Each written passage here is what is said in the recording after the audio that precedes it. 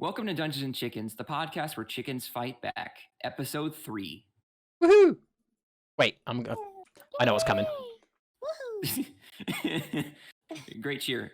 Anyways, so last time our heroes found ourselves back, and they're in the land of Especia, and they went and explored. They met some new friends. They visited the bounty, in which they figured out that they could, in fact, take on a bounty, and they would clear out nearby ruins for some extra coin.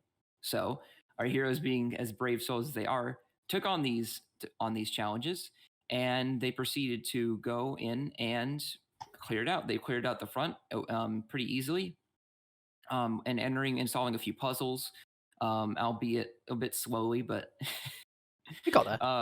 yeah, you guys got there 100% fine. Albeit by making and pursuing your goal together, you guys were able to make it through the first 2 rooms of this ruins in an effort to clear it out. So, which brings us, and so Aurora and Delilah, and Lyris, you guys are all in a room with a giant pillar in the middle of the room. Aurora and Delilah are in the process of going to walk out the door, with Aurora illuminating the room with only her fire magic illuminating. And right as our heroes were about to leave the room, you guys heard a chilling, "Don't you fucking move." Turning around to reveal that Arthur, who was once your ally and companion, is now holding Lyris, by the hair, and has like the dagger right to his throat. Lyris' By the hair? boyfriend. No. So, with that being said, we enter our scene once more. "Don't you fucking move." Oh shit. Oh boy, oh boy. Oh no. Oh no. I like to think that's what your character said. Yeah. Oh no.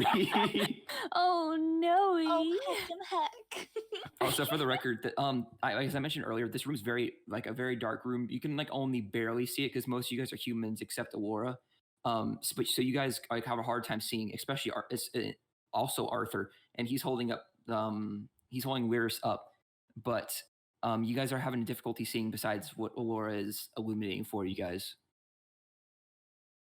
I see. So Or with that being rather, I do that, not. so with you guys stopping in your trails, what would you guys like to do? I mean, I feel like I should probably address the elephant in the room, which would be the knife to my throat. So I'm going to... Did I have my... I'm guessing I still have my shield and stuff on me, because I'm trying to remember how I entered that room. So what they did was, Delilah was small enough to be able to crawl through a certain space and open up the door for you. After Aurora managed, and they both managed to open the door for you because you're 6 feet tall. So you walk through the door frame, and Arthur didn't enter. Arthur entered after you, and then you assume that he came up and he pulled a knife on you. All right, Arthur, what are you doing? This isn't you. Why? We shared such good times together. What's going on? Oh, you fool! You think you could really get away from the Steel Fist Legion that easily? Steel Fist Legion, they don't control you anymore. You got away from them. Oh, that's what I told you. But in fact, I am still part of the Steel Fist Legion, and I was ordered to take you back with me. The what? What are you guys talking about? What? The what Legion? What? I'm well confused. Go ahead. Why don't you explain it to him? Yes, please. Yes. This is not the time to explain the Steel Fist Legion. They're ruthless, disgusting, horrible regime. I got away from them years ago. Arthur, you have an opportunity to do the same. This isn't you, Arthur. You can get past this. You're far enough away from them. You can join us. You can leave this behind you. You have no reason to be loyal to them. Why would I leave? I have such a good position. I serve Bilvad Marslash, a.k.a. the second in command, which you directly ran away from. And you've seen what they've done, Arthur. How can you sleep at night knowing what they've done in the Ashlands? I don't need to think about what my actions. I just follow orders. Well, follow this one. Let go of me, or it's not going to end well for us. Listen, I'm the one who makes the threats here, and I'm saying you're coming with me. Come on, move. And then he kind of jerks you back and like tries to get you to like walk out of the room or whatever. And he moves his hand from his hair to like your arms and like pins your arms so you can't really move. And he's like, "Come on, move. Let's go." I don't think so. I don't think so. Good sir. Actually, Why do you think we're Actually. going? so what do you want to I say? want to fight this guy. Oh yeah, I'm gonna pull my Yeah, I'll get my staff dagger out out. and kind of aim at him and say, I have no respect for people who can't fucking think for themselves. Let's go. Let's go. Let's go. Arthur's like, you might want to stay out of this, little lady. Little. Oh boy, he's done it now. This is where I get like a nat 20 just straight away, like, fuck you! All right, so I would say, so do you guys, are you going to initiate attack? Fuck yeah. Oh, I'm sorry. Please ignore what I just put in there. I'm very sorry. I tried to look at the information first before actually casting it. So, I didn't really so you do guys that.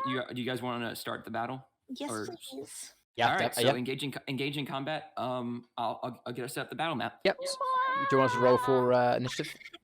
All right, yeah. So all right, so everybody, if you don't mind rolling initiative for me. Ooh. Arthur, Rhea got Arthur will do- 17. Bunny got 14, and I got good old 5, which kind of makes sense as I'm kind of good old 5. Good old five. Roll Oh, 5. as I'm currently Alright, restrained. That kind of makes sense. All right, here, let me just roll. All right, so that is 25 through 20. Nope. Okay. 20 through 15. Me with 17. Okay. 15 through 10. Me, 14. Ooh, whoa. Ew. And then 10 through 5. Me. 5. All right. Whoa. Oh, whoa. Oh, Oh, All right. So that is the battle order. I love the little miniature for Arthur. For Yeah. those- Yeah. Sorry. This is one of the miniatures that Brian sent me. Brian, if you're watching this, thank you for the miniature again. It looks awesome in battle. I'm guessing that's Arthur with a little knife to my blue dice neck. Yeah. Yes, that is indeed what is happening here. All right. So first up is Arthur. Arthur is going to use his movement to back up. He's gonna take you with him, so he's moving at half speed. So just And checking. he's gonna yeah. Where he is right now is that because obviously there's, correct me if I'm wrong, there's 2 doors in this room. There's the There's an entrance right here, like and that's the entrance we came through. to the left behind him. There's an entrance like right here. That's where you guys came from, and then there's an entrance right here where you guys are Which is trying the to one leave we- right in front of Aurora and Delilah. So Which we just right- opened up. right Okay. there. And so Arthur's gonna go, and he's moving at half speed. So he's gonna go one.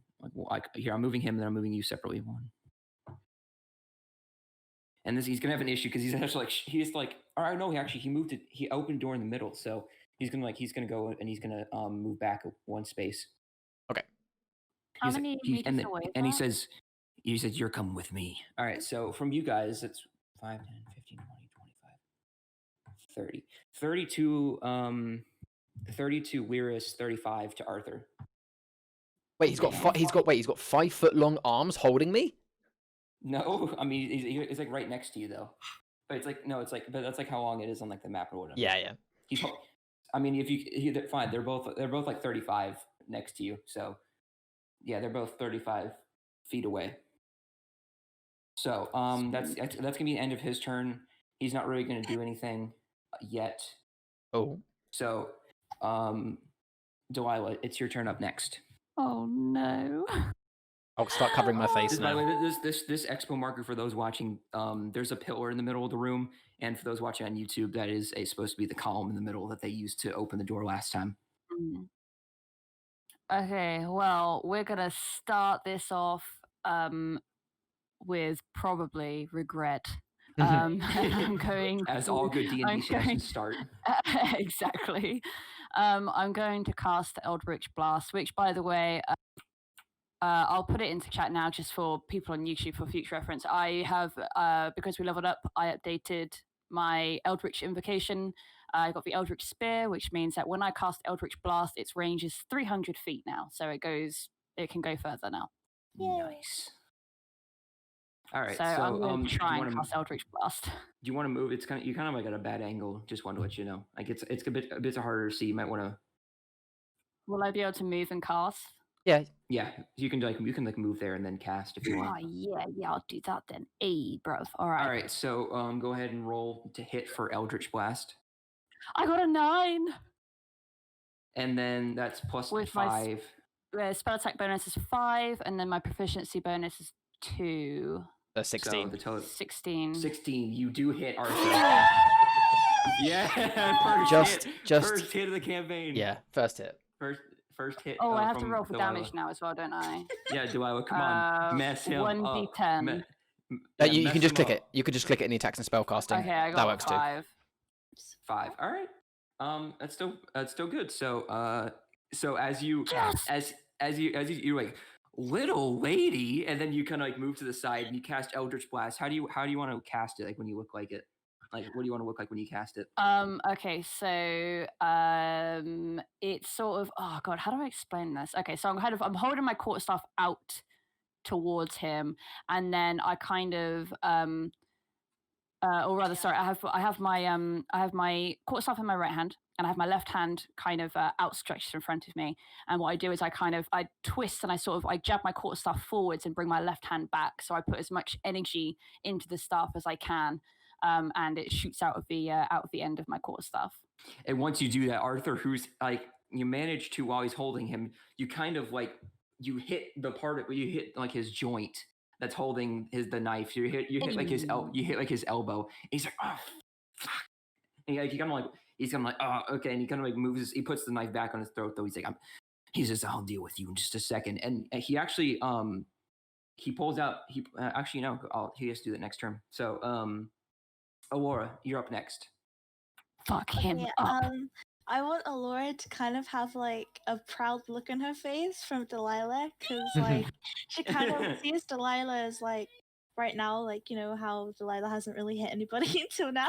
She's gonna All I've kinda done look is at I've done her. self-damage to myself, and Yeah. that's it so far. She's gonna look at her really proudly, and she's not gonna say anything though. She's just gonna I'm gonna try and throw my javelin at him if I can do that. Oh Jesus! If you missed this, you take off Charlie's head. He's holding someone at knife point. Javelin, throw. Yeah, why not? I can aim, right? All right, yeah. We'll so see. Or maybe I recommend moving, like you did before. Do you want to move? I'll move. Maybe I should firebolt instead. Which one? It's up to you. Fuck it, javelin. Let's go. Yeah.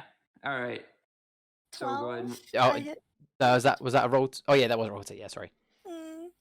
Was that a roll to hit, or was that the like was everything included? Yeah, that it was for her. Yeah. All right. So no, it does not hit. Fuck. And so you throw your javelin, and as you throw it, you're kind of like, you're too proud basically to kind of focus properly. So you throw the javelin, and it goes, and like it hits the wall to his left. Fuck. And you and he's just kind of like half giggles before. Anyway, is that gonna be I will your make turn? you pay. Bunny, is that the end of your turn? Yeah, that's the end of my turn. Okay, so that goes to Lyris. It is your turn. Just so you know, you do have the status effect of restrained. So in order to escape, you have to use your action to try and escape him. Okay. And just can I ask as well, although I appreciate and I can't necessarily, well, I could potentially. So can you describe for me exactly how I'm currently restrained and where is my sword and shield in relation to myself? So right now, Arthur is holding. He has one like arm up to your throat with the knife, and the other arm is used to like to pin the two together. And so he's like holding the two together right now. He's like holding it. He's kind of like pinning your arms. He's kind of like he does like a. Right, so my arm's in front of me, behind me. Like, what's going on? Your arms are both behind you. They're behind me, and he's pinning that with. So basically, one hand is basically holding my two arms. Yeah, and the other hand is he's up to kinda my like- up to my. He's thing. kind of like doing like this. He's like keeping like a chokehold. So he's like in Right. your arms like in here. So like, Okay. yeah, he's kind of like he's in like the chokehold like elbow thing, and he's holding your arms together so you can't. He's trying to restrain you. So Okay. And is there any sort of? Has there been any sort of sorry, how do I phrase this? Is there any sort of knockback or anything that has happened when the Eldritch Blast hit? Is there any is So, there any yeah, part of him when that's he- reflecting right now? So when he got hit with the Eldritch Blast, his right arm, kind of the one not holding one holding the knife, kind of faltered for a minute. So you can use that moment to try Okay. and escape. All right. So in the moment that the knife is not like directly on my throat. No, he's like yeah. I'm going to, because I'm quite a heavy guy based on my height and muscular. You know, I occasionally like the odd pie. What I'm gonna attempt to do is, whilst he's kind of like looking, I'm assuming he's right-handed. Whilst he's kind of looking to his right and going at his arm, I'm gonna kind of sweep my left. Imagine like sweeping your left leg behind and almost like wrapping around the back of his leg, and then tightening it. Full well knowing that if he goes down, I go down with him. But the idea being that basically, get my left leg round the back of his, tighten up, and kind of chuck my left shoulder back. The idea being to try and topple him. Likely that I will fall on top of him, but then obviously be able to be in control, being on top. So in this situation, you're going to roll a strength check, and then he's going to try and match you. And if he beats your strength check with a higher number, you'll still be restrained. Sorry, I think I just rolled the ignore the roll in chat for those on YouTube. I rolled a strength save rather than a strength roll. 21. Yeah, he rolled an 11. So yeah, so as you do that, he kind of like you fall, and then you both kind of tumble to the ground. And Charlie, you're now prone right now, and so is he. But am I on top of him? Yeah. So yes, you're on your. Yeah, so you can use half your movement. You can use half your movement to stand back up if you want. You should and then use your action to fart on him. Well, you just used your action to break free. So Charlie, you use your action to break free. So you can stand up and move, but I can't do anything. Yeah, you still have your bonus action if you can do something like that. Yeah. Let me have a quick look. I think I might be able to do something. Maybe. This is the action we needed. Yeah. Everyone was shipping them. Hostage situation ending with a javelin throw. Okay, no, there's nothing I really want to cast right now. So I will literally finish my turn by standing up, but I'm not going to move back. I'm going to stay literally right next to him. Oh, you're standing right on him. Okay. Well, yeah. When it's on him, like I'm standing up, but right next to him because I'm about to hammer this boy.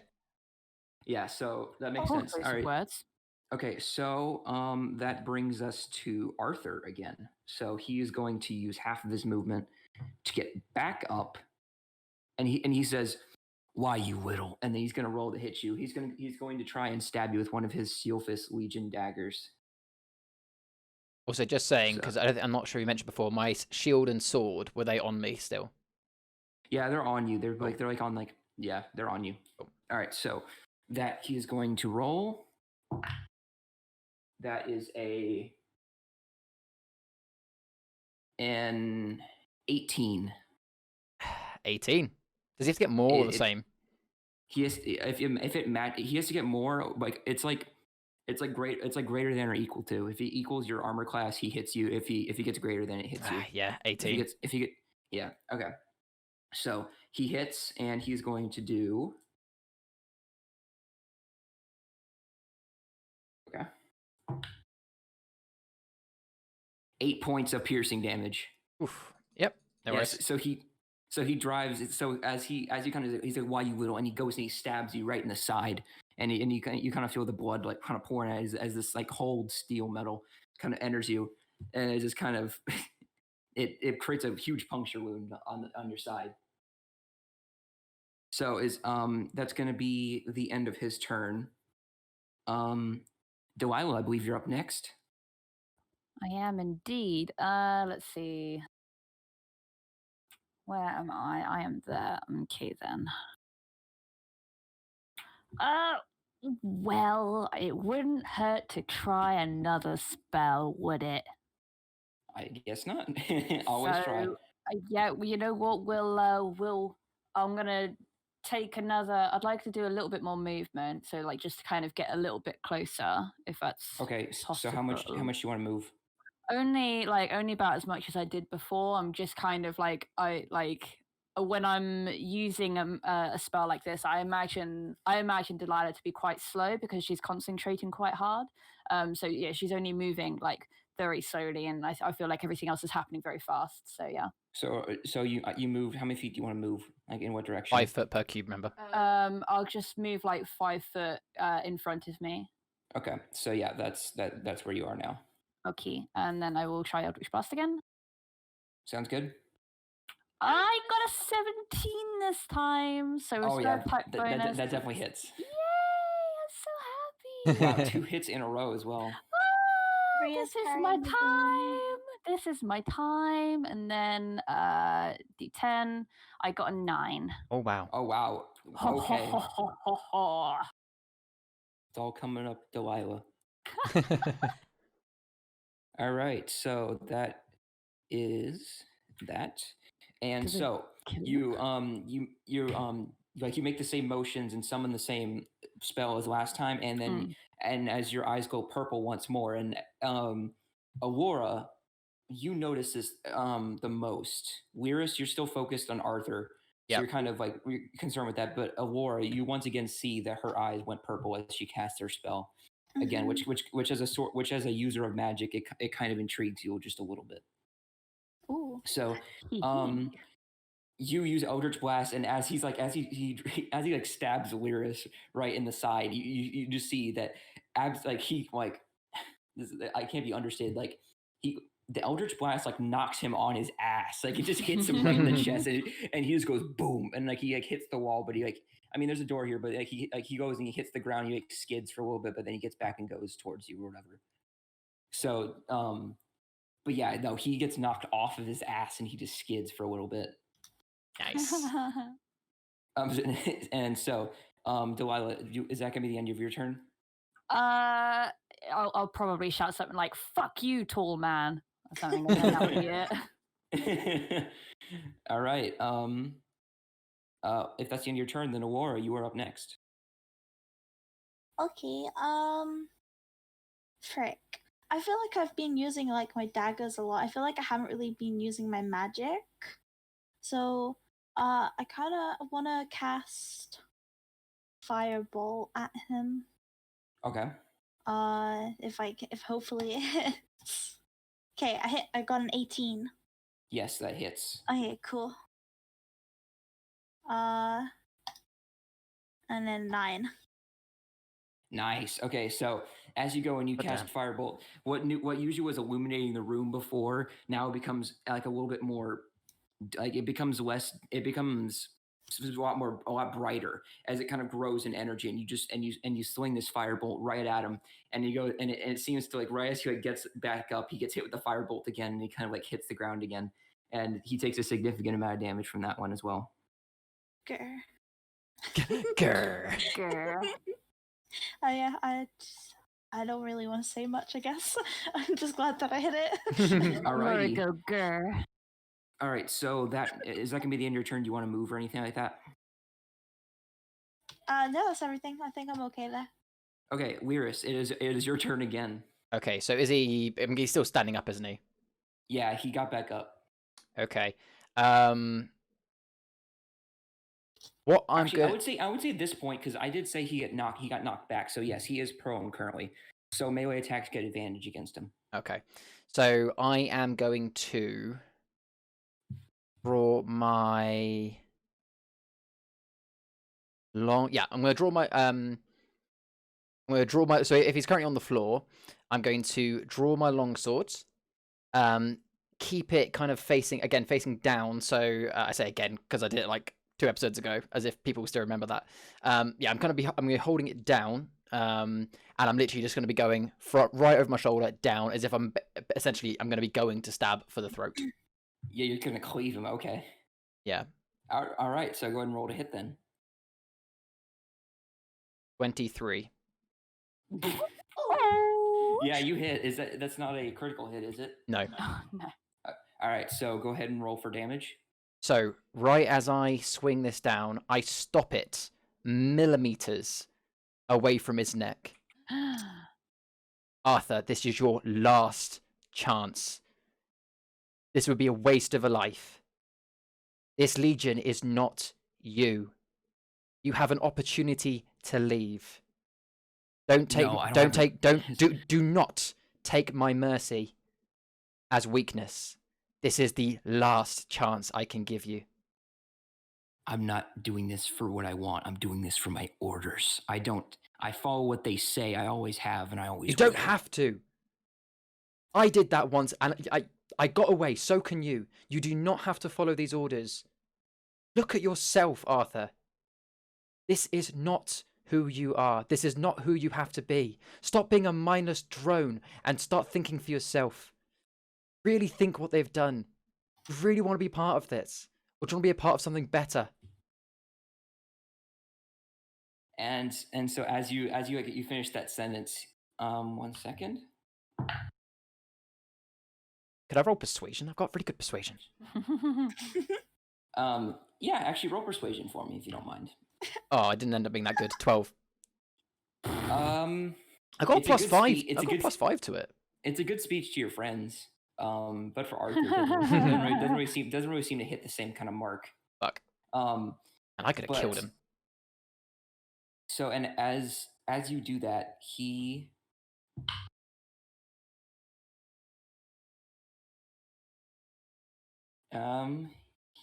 is going to pull out a dagger and. Uh-oh. Should have just killed him. God damn it. God.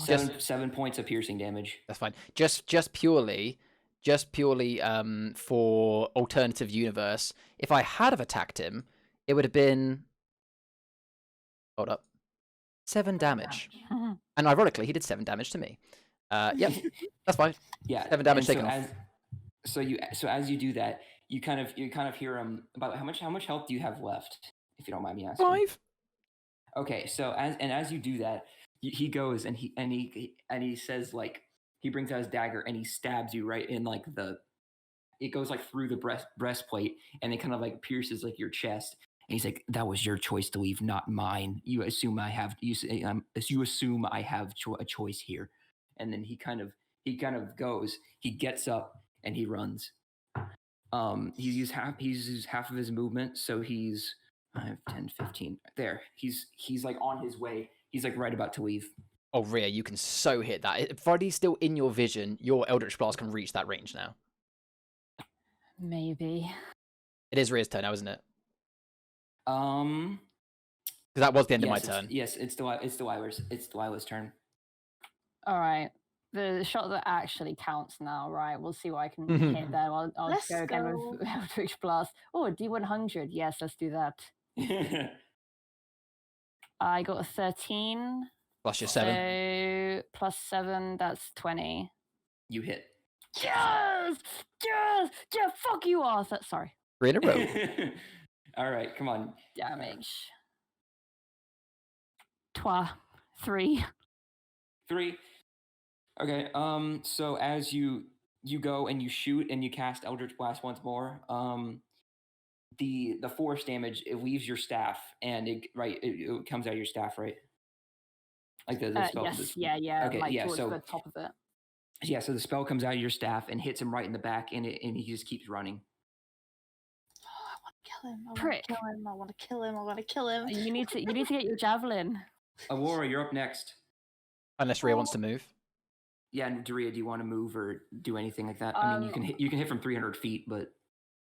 I mean, I suppose I'll keep moving forwards if I can. So I'll go like another 5 feet or something. So I'll kind of, with the plan of sort of going after Arthur, but also going to check on Lyris as well. I'm fine. I want to kill him. Alora, it's your No. turn. Oh boy, my firebolt has 120 feet range on it. But also, I'm pretty sure I could throw a javelin pretty far. I don't know what to do, but I know that I want to kill him. Mhm. Okay, I'm gonna go for firebolt. Okay. And yeah, What's the range on that, by the way? 120 feet. All right, so yeah, you're good. Making sure. Also, like, Alora's she's furious. She's so mad because Lyris didn't kill Arthur, and she's like really angry. She's scared. Angry. She's so angry.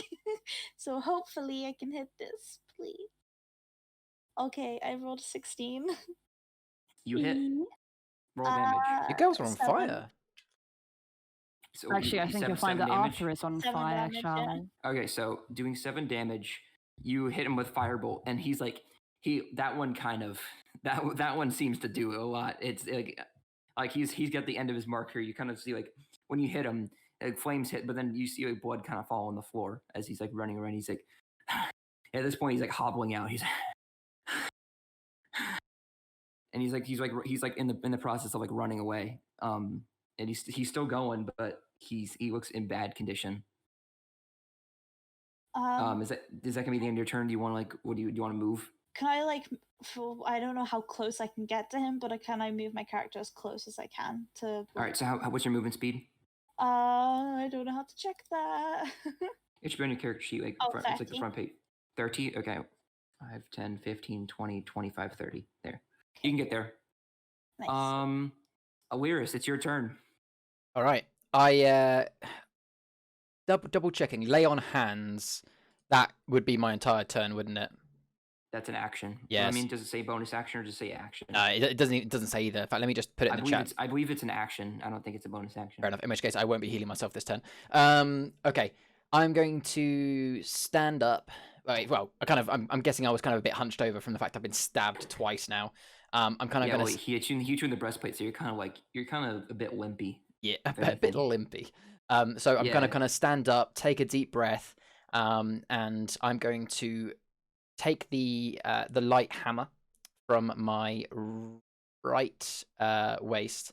I kind of hold it and look at it for just a split second, just seeing the irony that it is displaying the mark of the Legion, and I'm going to take aim and lob it straight at his the back of his head, really. Damn. Okay, so this is gonna be interesting. So you're gonna need to roll D20 plus your Dex modifier. Are you proficient with like the small weaponry or whatever? Like, yes, I'm proficient with simple weapons and martial weapons. So yes, I am proficient with the light hammer, and it has got a throw range of 20 to 60. You can add so you can add your proficiency bonus +2 to that as well. So 1d20 plus Dex plus proficiency. Oh god. Okay, so I'm just gonna say now for the podcast, I just rolled a 4. Let me just bring up my character sheet again. Plus my dexterity modifier, plus my proficiency bonus, it is only going to be a 7. Yeah, so you throw, but you're losing a lot of blood. You're kind of feeling weak, and you kind of throw that'd have been so cool. And it kind of like hits the ground like behind him as he's trying to flee. Oh, that'd have been so cool. And so, is that gonna be the end of your turn? Do you want to pursue him or something? I'm gonna pursue. With as far as I can get in my turn, I'm gonna pursue. All right, so yeah, you're like running, and you've caught up to him, especially since he started limping. But you guys are both kind of. Can I pick up my hammer in the same action, or? Yeah, so you can. Yeah, I'll allow you. You can pick up your hammer. Okay. So you can use it again. Now it's Arthur's turn. Arthur is going to. He's going to see you behind him, and he hears you throw it, and it seems like he's running, but then he swiftly turns around and quickly sees you throw the hammer, and like right as it hits the ground, he turns around, sees you right behind him, and he's gonna jab at you one more time. Try me. It's a 12. Yeah, it doesn't hit. 18. Yeah, so he goes to jab, but he kind of like he's like a cornered animal, so he kind of like he goes to stab, but he misses. He goes wide, and as you kind of dodge out of the way, he's gonna use his movement. And for reference, I'm taking him, for the people watching the YouTube video, I'm taking him off like the map, but he's still in pursuit. He's just getting farther and farther away. He's heading towards the cart that you guys have parked. The cart? As in he's literally left the cave system. Yeah, he's leaving the ruins, right? He just left the ruins, he got out of the room, and at this point he's leaving the first room. He's about to go up the staircase. Gotcha. At this point, he is going. Yeah, he's going to continue running. It's off camera for those people watching YouTube. Once again, he's leaving. He left the room officially, and he's going, and he's fleeing. If he leaves the first room and you guys aren't able to catch up, he's going to flee. Delilah, your turn. Okay. How far away is he, considering he's now off camera to me, like in feet? So he was here last time, so he's. I would still say within 25. You're gonna need to you're gonna need to duck. You're gonna need to run through, and you can still probably hit him. You're gonna have a clearish line of sight, but I would say roll. He's gonna have a bonus to his armor class because he kind of has. No, because you have your perk where you can shoot from 200 feet. 300. So you can 300. So yeah, you could snipe him. So I would say if you catch up to him and you get a line of sight on him, because right now he exited the doorway, so he's out of your line of sight. Okay. I would like to get as close as I can without using a full action for it, so that I can still cast my spell. This is about as far as you can get. Okay, cool. Right, I'll try again. Okay. So you run up, and then Weirs, you see Delilah kind of stroll up next to you as you pick up your hammer and dodge, and he runs away. I literally just scroll up yeah, what up, what's up? Am I going to notice the purple eyes this time? If she casts, yeah, she will. You will. You're going to kind of. I would say here. I mean, what's your passive perception again? I forgot what My it was. passive perception is 11. I would say because it's pretty bright. Yeah, you can see it. Yeah. All right. So I rolled my d20. I got a base of 14, so I got 21. Okay. Yeah. So you hit. So go ahead and roll for damage. I got a nat 1. Yeah. I got a 1. A nat 1 for damage. Just really quickly, Rhea, when you actually cast Eldritch Blast.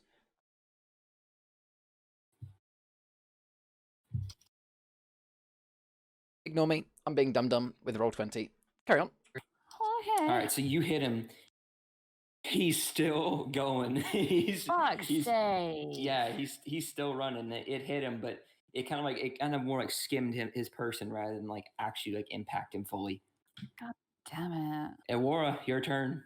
I want 9 fucking lives. I want to get as close as possible, but so I can still attack as well. 30 or 35 feet? I don't know, 35? Okay, so yeah, you run out of the room. Mm-hmm. You entered the second room, so you have a better line of sight on him. I would say you're about 15 feet away from him right now. Okay, I'm gonna attack with my dagger this time. Okay, you're not that close. Even though you're sprinting your hardest, you can't reach him with a melee attack. Okay, I guess I'll just have to use Firebolt again. All right, by all means. Let's hope I can. Okay, 14. That hits. Oh, that must have been close. Okay, I'm gonna roll for damage. I got a 7 again. Nice, Bunny. All right, so how do you want to finish him? Oh boy, I don't like this. So many decisions. Okay, so, I'm still angry. I'm furious. He should have been dead ages ago, in my opinion. In my humble opinion, he should have been fucking dead 10 minutes ago. And I wanna because it's a fire kind of fire spell. My skin, the skin of my character is kind of scaly. because of my draconic background, I kind of want it to like glow a little bit, just a little bit. Okay. And so to like, I'm really angry and my skin starts to kind of like glisten and glow, and I just want to scream and shout and just fucking boom. Yeah, so you Just throw it at him. you release the fireball, and it hits him right in the back, and as he just cries out in pain. I'm Something along that laughing. line, something along the lines of someone on fire and dying. And Before you he just see gets the message as he down. collapses to the ground, absolutely face plants, and just hits the ground and is on fire, like moving, twitching before his last moments, and you see the body go still while it's on fire. Also, I will note that Aurora, while you were using the spell, because of this particular situation, and I would say, Delilah, what's your passive perception? Because I remember yours is the highest. Passive perception is where is it? That Down. one? No. Down? Oh, it's 13. It's coming a close call, bro. Can you roll a perception check for me? Me or Lyris? Yeah. Delilah, do you mind rolling a perception check for me? I got 17. Okay, so you can tell that as she was running by and as she was as she was going up and casting the spell, you noticed her eyes, especially with her skin, but her eyes also like glowed like a bright light. It was like a mix of white and orange as she casted it. Yeah. Ooh. I'm the only one with non-glowing eyes. That caught your eye for a split second, but the skin lingers, but like the eye, like the rage or whatever in her eyes is something that you note. Good. And as Arthur collapses to the ground on the hallway, as he was about to go up the staircase again.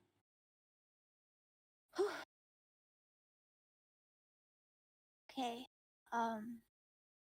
Are we out of battle now? Yeah, are we out of battle? Yeah, we're out of the battle, and Arthur's burning corpse now is about 15 feet from Aurora, and from the rest of you guys, I would say about 30 feet. Aurora kind of got like a bit ahead of you guys. Okay, so the first thing I'm going to do is I am going to cast Cure Wounds, which I'm going to pop in the chat now. I'll read it out for the podcast. So, a creature you touch regains a number of hit points equal to 1d8 plus your spellcasting ability. The spell has no effect on undead or constructs. So I'm going to place my hand on kind of my knife wound that was to my breastplate and cast Cure Wounds. Okay. Taking one of my spell slots. And that is 1d8. Lovely. That's a 7. Plus my spellcast. Yeah, plus your spellcast. Yeah. No, I'd say. Yeah. Which is charisma. I have 3. So that's 11 hit points back. So that puts me up to 16. And then I'm also going to, with my other hand, use lay on hands to press that so it goes in chat as well. Kind of a shimmering light will come from my hand, and you kind of close my eyes in concentration as my wounds will start to kind of heal up by themselves to regain 4 hit points, which means I've only got 6 more left until long rest. Fair enough. Anybody else? So what would you guys like to do at this point? What else? You guys are okay? Loot him. I was about to say, like, you guys all right? How you doing? You're like, loot. Yeah, Let's loot him. No harm right, with anything going to waste. All right, so going over Arthur's body, it's burned, but whatever he does have on him, you guys find. Let me just pull it up real quick. Arthur has 20 gold pieces, 2 silver pieces, and 30 copper on him. He also has 2 Steel Fist Legion branded daggers. This is some of the finest steel that exists in the world. I think, Aurora, you would know that. Delilah, it just looks like a shiny dagger. I guess I would know that as well. Yeah, so you both. I mean, yes, you're healing yourself. They immediately rush to loot. So you're gonna come in, but yes, you recognize once they hold up the daggers that this is the Steel Fist Legion dagger he showed you earlier on the cart, and yes, it is like it's packs more of a punch than a regular dagger would. Let's say that. I'll paste in here real quick what stats it has for you guys. So I wanted to let you guys know that this, that's the dagger's damage. The dagger gets a +5 to hit, and the dagger itself does 2d4 + 2 damage per hit. Oh, right. Wow. Because of its extra sharp and steel fish. Like this steel is like fine. This would be a pretty penny in any weapon shop, especially in outside of Phaelgon. Okay. Okay. As I come over to them, I kind of notice, I'm guessing they're just rooting through the body. Look, I don't want anything. I don't want any of his dirty money. But I want to take those daggers. I don't think it's safe for either of you to hold on to them. You've seen what that symbol, what danger it brings. They are a target. They are a beacon. Let me take them. I will get rid of them in a safe way. I don't know, man. They seem pretty good to me. I'll make you a promise. Let me carry them. Let me bear the burden of the sigil they carry. If we get a chance, if we can find someone that can, we will melt them down, take off the sigil, change them into something different, and you can have whatever the result of that is. But I don't want you to carry the burden of what that sigil bears. Fine, have it your way. Cool. And I go up and I scoop up the daggers. All right. Do I have anything? So how do you guys want to like split them? Do you guys want? I know, Weir said he didn't want the money. Do the two of you guys want to split the money, or just one of you take it secretly? We can. I'm gonna turn to Delilah and say, "Hey, do you want to split the money?" Yeah, sounds good. Okay. All right. So that will be. Did I say 3 silver pieces or 2? I said 3, right? Yeah, go 3. Yeah, we'll go 3. So that is 10 gold pieces for each of you. 1 silver and 2 silver for one. So whoever think is more deserving of the silver, they can have that, and 15 copper each. If you want to take the extra silver. All right, so grab the extra silver. You guys managed to grab all your belongings, and Lyris, you can now add 2 Steelfist Legion branded daggers to your inventory as you're carrying that as well with you. Yep. So you guys are now back into the first room, right after the staircase. You guys can see the guy who was still in there at first. The guy he's still whimpering. He's kind of he's still drawing on the walls, as you can see. He's still creating the drawings that you guys kind of saw when you were walking in. He's not even phased. Ever since you guys left the room, he's been doing his own thing.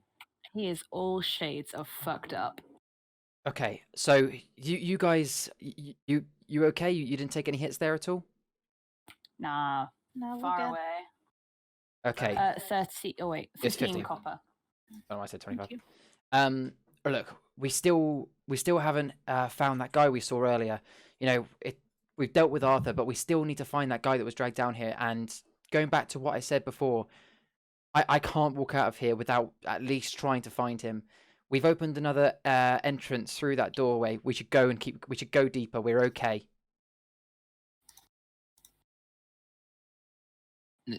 So, what do you guys, Delilah, Ward, do you agree? I mean, it means basically just getting more money. So, Delilah is, she agrees to go further. As long as there's money involved. All right. So, it's funny because Joanna said that you get confirmation per kill for a monster. You have a confirmation for a kill for Arthur. That's kind of ironic as well. I'm just saying now, I haven't forgotten, and I will say in character later on, we do still have 2 dead fishmen bodies outside to make sure we take them back. Ah, yes. So, yeah, all right. So I just beckon to the 2 girls and say, right, stick behind me. I'm feeling much better. We got this. Follow me.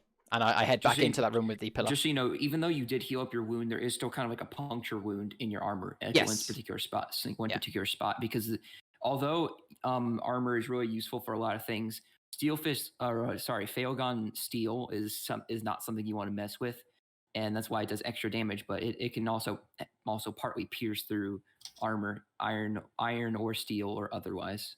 Yeah, mine's chainmail. So it kind of just pierced through it. So you guys make your way through past the pillar. The pillar is still open. It's pitch black. Or did you want to illuminate again? Yeah. So yeah, you illuminate the fire. Like kind of like embers occasionally will fly off, but it's like kind of like particles of flame just kind of fly off, not embers. But you guys just kind of keep going, and you guys start to. I'm gonna need everybody here to make a perception check. Perception. Ooh, a nat 20. A nat 20. Oh boy, okay. oh boy. For reference, I got Perfect. 21. Damn it. Just so you know, for the people not watching the YouTube video, Charlie, you rolled a nat 20 and a natural 1. Oh yeah, I did. Yeah. Oh my god. Yeah. So because the thing is, for people on podcasts, so roll 20 works is it gives you 2 rolls, and then like depending on if you have advantage or disadvantage, you take one of those, and if you have neither, then you use the one on the left. Charlie got a 21 because he had nat 20, but if he got disadvantage, he would have gotten a natural 1. Oh my. So the 2 extremes. And just Oh saying my as well, God. Ria's was 6, Bunny's was 3. Yeah. So I would say Lyris, you're at the front, so you're most aware of this. You start hearing a bit. It's kind of foreboding. And Foreboding. yeah, so and as you guys kind of go, it gets more and more intense. You guys kind of you had do you pursue, like do you continue? Oh yeah. Yeah, so you guys keep going. Yes. And Charlie, since you rolled such a good perception check, you can see that around the corner, you see that there are some. You hear the clicking occasionally. I think it breaks in between. It's loud. It's louder now, but it kind of breaks in between clicks. I would say it's about 2 seconds in between or 3 seconds in between clicks again. And you see a slight glow of green. So as you kind of continue and enter the next room and like down the hallway. How far away is this glow of green from me? You're about 15 feet from it, but since you rolled so high, you can see it. Okay. I kind of like. I'm assuming that Delilah and Laura are like pretty much right behind me, sort of situation, because it's quite dark. So I'm guessing we're sharing light and stuff. Yes. I kind of like come to a stop and kind of put my hand up as if to be like, you know what you see in films where they put their hand up as if like, hey, stop it, and kind of turn to the other two. Guys, wait, there's something up ahead. Delilah, you were stealthy earlier. You can you go unnoticed? I can try. We need to get. Sure, I It won't have really help if I stealth. can't see. I was gonna say, I'm pretty sure I have the highest stealth, don't I? Oh, he's talking about my my spell, my cloak of Oh, shadows, yeah. which means I go invisible for 6 Ooh. seconds. You, But you look, can't see me. No, that's the thing. I did have the opportunity to actually get a spell so that I could see for like 10 minutes in darkness, but didn't choose it for some odd reason. okay, look. Here's a plan then. Here's a plan. What we did this before and it worked last time. Why don't we do it again? Laura, why don't you cast a fireball down? Again, from my perception, is it a corridor we're still in? It's not, or is it like a room? Yeah, it's a hallway that leads to like an opening, and this opening kind of bleeds a slight green for you guys. For the ladies, you can't notice this green from this far away, but you can kind of just trust that he sees what he sees. Trust me. That's the best that you got. All right. Laura, look. Why don't you again cast your fireball? Give us an idea of what we're coming into. We've got this doorway here. This is a good bottleneck in case there's more than one. Cast the fireball. Stay behind me. Anything that comes through there, we let him have it. Okay, yeah, I like the sound of that. All right. So, I'm gonna need marching order and what you guys are. If someone's going stealth, I need a stealth check from you. I don't think anyone is going stealth, and correct me if I'm wrong, either of you, but marching order is going to be literally me, shield already out, up front, Okay. holding forwards. I presume, Laura, are you going to be literally next behind me, casting the fireball to my right? Yeah. Okay. And Rhea? I'll be behind Laura. Weird question. Are you wearing a belt, Laura? I can be. Can be for you, Uwu. I was going to say, I'm going to be sort of like, I'm a bit like a child lost in a supermarket. Basically, I can't see shit, so I'm just going to be like holding on to your clothing or something, or like your belt so or something like that, like just trying to stay close. I believe that Aurora has a cloak, so you can like kind of like hold the back of it. Yeah, so you I'll, can I'll hold the cloak. Yeah. Like I think it's a bright white cloak too, right? Or is it like? Am I mistaken? I haven't even chosen a color, but it could be bright white. Yeah, so you're wearing a white cloak, so you just kind of, or you're just kind of, or no, sorry, Delilah, you could just kind of grasp onto it. You like, let's go. So as you guys get closer and closer, the sound becomes more and more noticeable for all of you, the rest of you guys. Well, isn't she going to cast fireball before we walk further? I thought that was the point. So, we're standing still. Yeah. So Aurora, you cast the fireball. It goes and you hear it, and then you just see it go, and like as you go, it illuminates the corridor as it goes down, and it suddenly becomes dark right after, and it goes, and you just hear, and as it goes, and it goes, you just hear it as it kind we of didn't like hear the sound effect. Distance. Right? Do it closer to the mic. Thank you. All right, thank you. So as it goes closer, and then it hits the wall on the opposing, and you hear some kind of like shriek of some sort. I would make a noise, but I can't make the noise. So it's similar to like that. It's kind of like like as if, you know, like when The Last of Us, when the clickers kind of like catch on to you. Yeah, they kind of like find you. God. And so that you hear that kind of noise. It's kind of like a shriek kind of thing.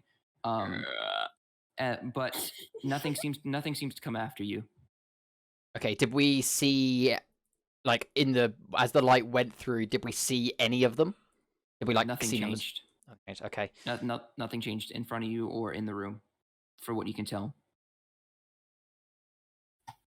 That wasn't them. That was me. I guess we're just gonna march on in as it is. I'm gonna kind of like seeing that we now kind of we know they're in there, but don't really have that much information. And I know that obviously these two are primarily casters. I'm gonna kind of like turn and kind of beckon a push to them as if I'm kind of say like, no, let's put some space between me and you, and kind of like hold my hand against Alora's shoulder as I walk a few more paces forward to kind of put a bit of distance, and then turn and face forward and continue walking on. Okay.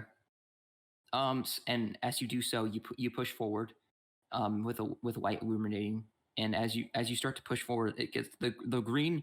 I would say the glow is it was bright enough for you to see from far away, but it doesn't like raise in intensity. It kind of stays like a semi dim level. And as you enter the room, you hear the clicks. They're the loudest they ever have been, but they're not like intense or whatever. I mean, you heard the shriek, but then there's been no sound since. And as you guys look around the room, you can see that there are 4, like what seem to be attached to the wall. What they seem to be some kind of like pods. They are is there some sort of like, they have purple like on the top and bottom, and they're translucent, but inside the translucent you can see that there's like a green kind of liquid or something. That's what's emitting the green. Ah, okay. So can we see anything in the pods, or just that it's purple and green? You cannot see in pods too. It's too murky to see inside. Okay. Is the room lit, or just literally lit by the ambience? I would say it has like the dim light status effect, by in D&D terms. But you're also getting the light from a war that's also dim light. So I would say you can see fairly well in here. You can like move around. And there's no enemies in here? It seems to be empty. Okay. I'm gonna now kind of like. There's a door on the far side that leads to another corridor. but there's on the other side, but there's still the pods in the room, 4 of them. There's one like when you enter, there's one to your left, there's one to your right, and there's one on the 2 corners on the other far sides. So it's kind of like a round room or a square room? Square room. Square room. Okay. All right. So yeah, I kind of look behind at Alora and Delilah and like make a face as if I'm going to describe the face rather than do it because you guys can't see my webcam on YouTube or podcast.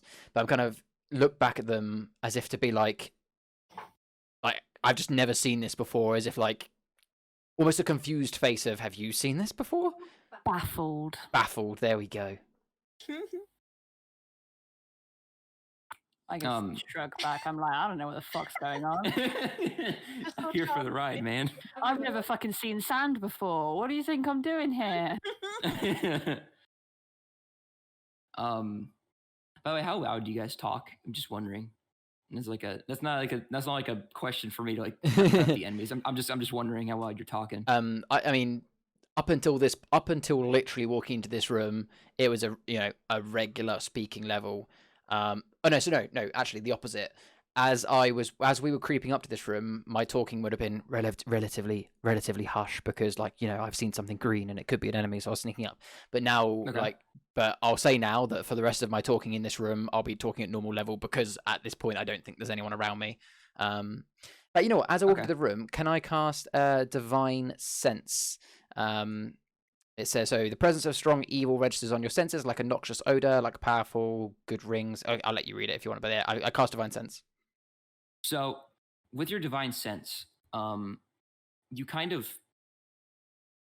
it seems to be to you that the room that in here manifests some sort of evil. It's on the map, like the pods especially, like it kind of like emits some kind of like in your eyes. You kind of see like it emits a strong evil, like you smell like the odor that you usually get from being a paladin with Divine Sense.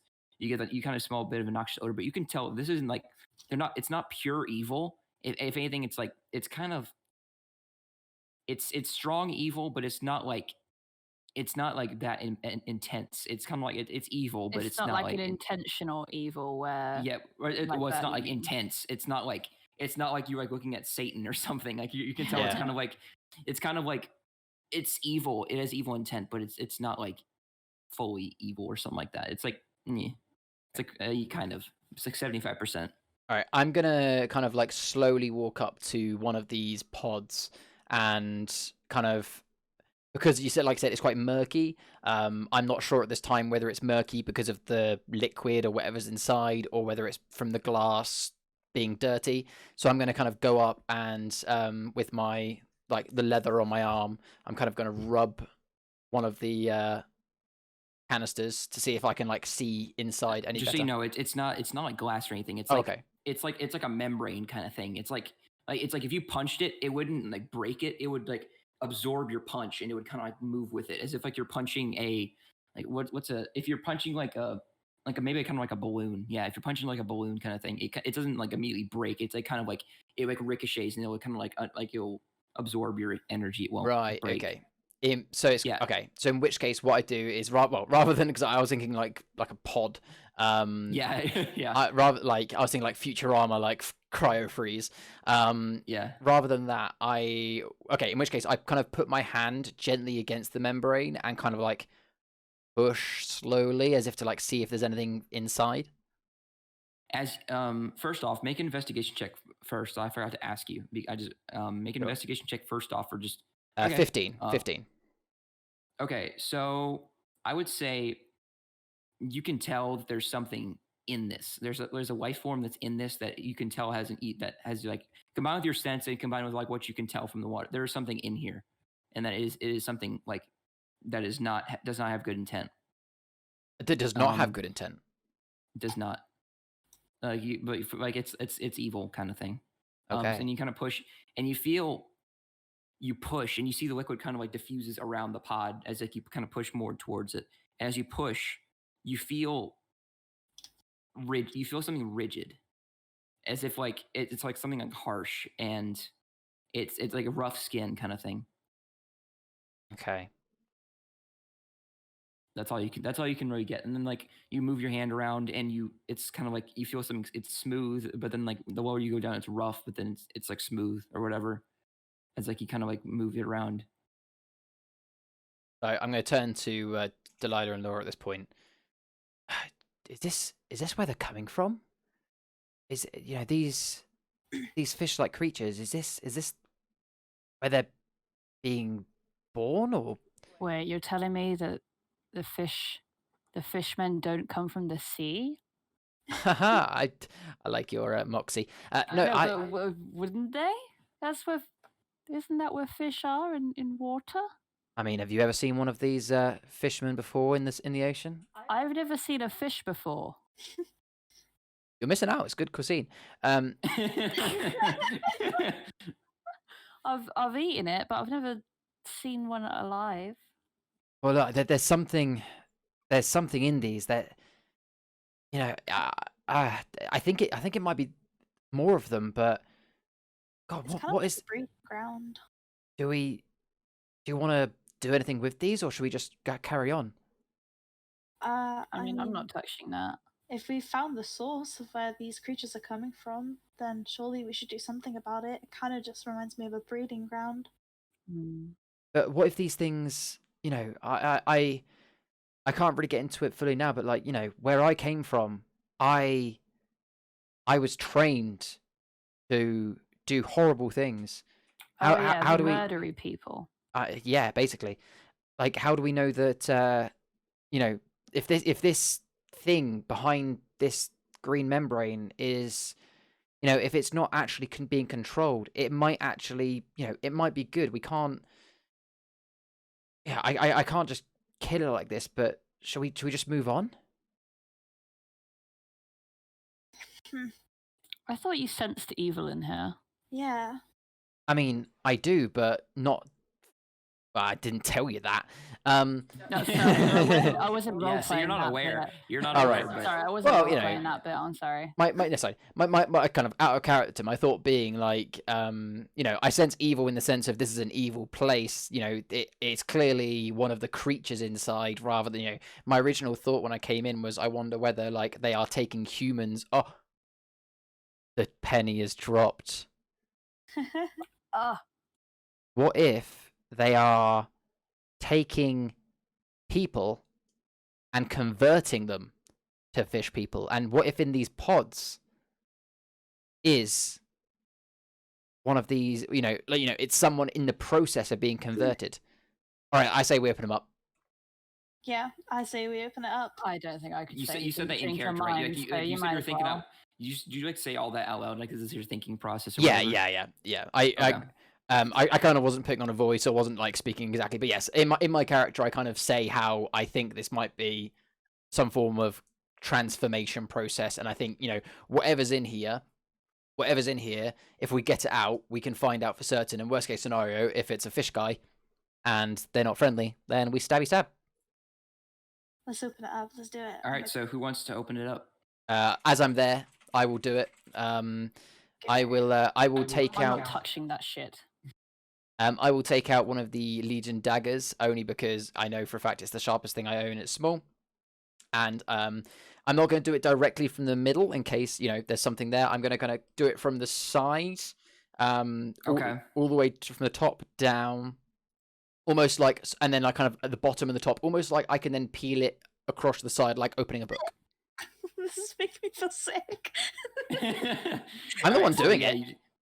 Yeah, so you just go and you stab, and then you right across. This is the bottom left pod, by the way. The pod directly to my left when I come in. Okay, so you open it, and you see that like when you cut it in kind of half, like the liquid starts flowing out. It goes like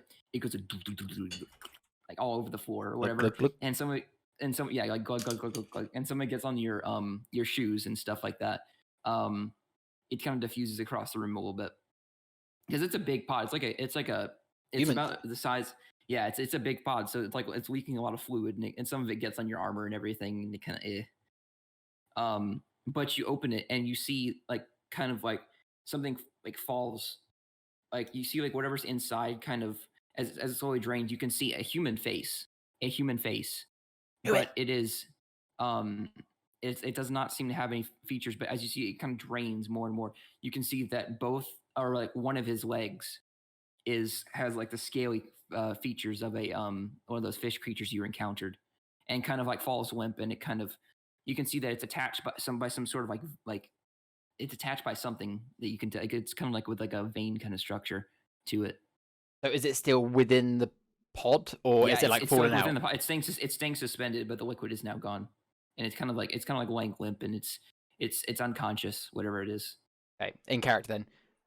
I knew it. They're harvesting humans or transforming them. We have to open all these pods. We have to try and get them out. Should we just remove these things on the shoulder?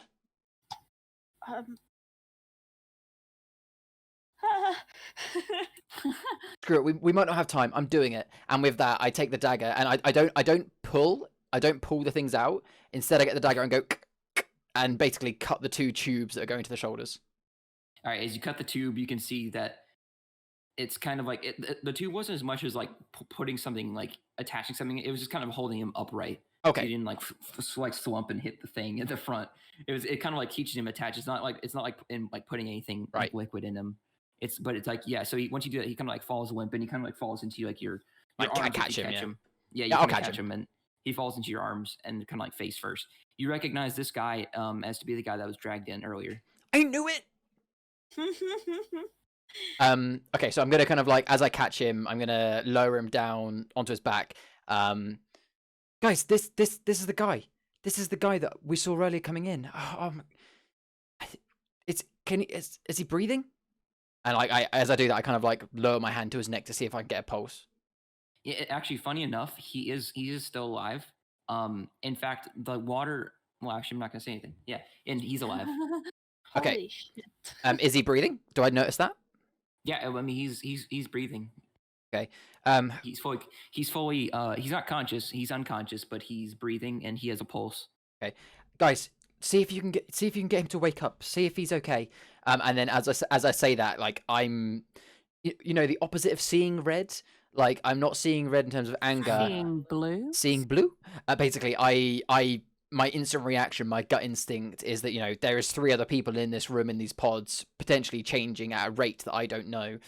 So I'm going to literally go straight up, like, tell me if you want me to do it one by one, but I'm going to be going up to each pod clockwise, opening them in the same way, breaking them the same way. Okay. So as you go around and you open up each one, you can see that first off, there is, like, as you open the pod, you see the same thing, but it's a woman.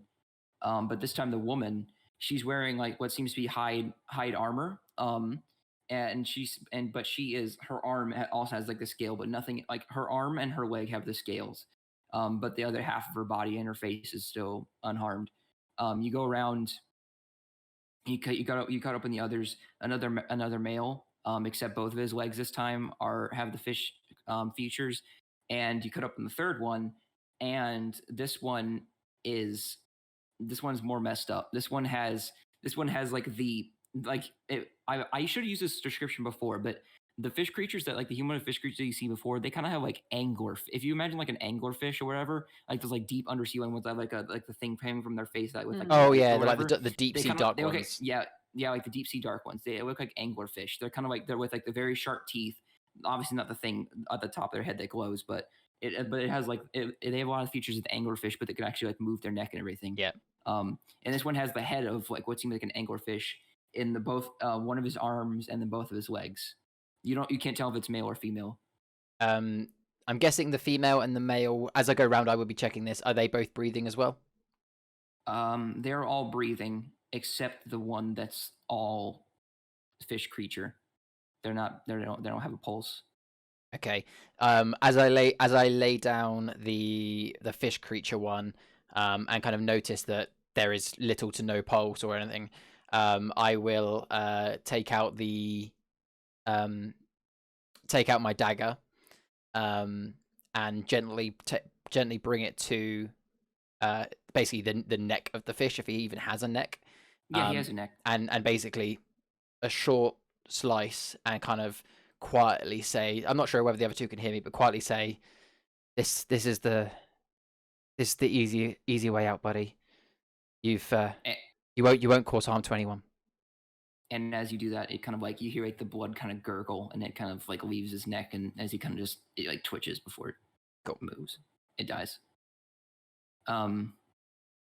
Every of the other two people that other three people that you freed are still unconscious.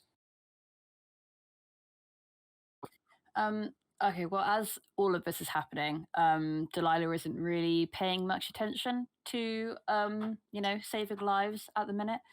She is kind of sort of deep in thought, and is inspecting the pods. If I were to make, well, I suppose I should just ask, could I do an Arcana check on any of these? Because it's magic, isn't it? So I would say if you're doing that, I would say make a.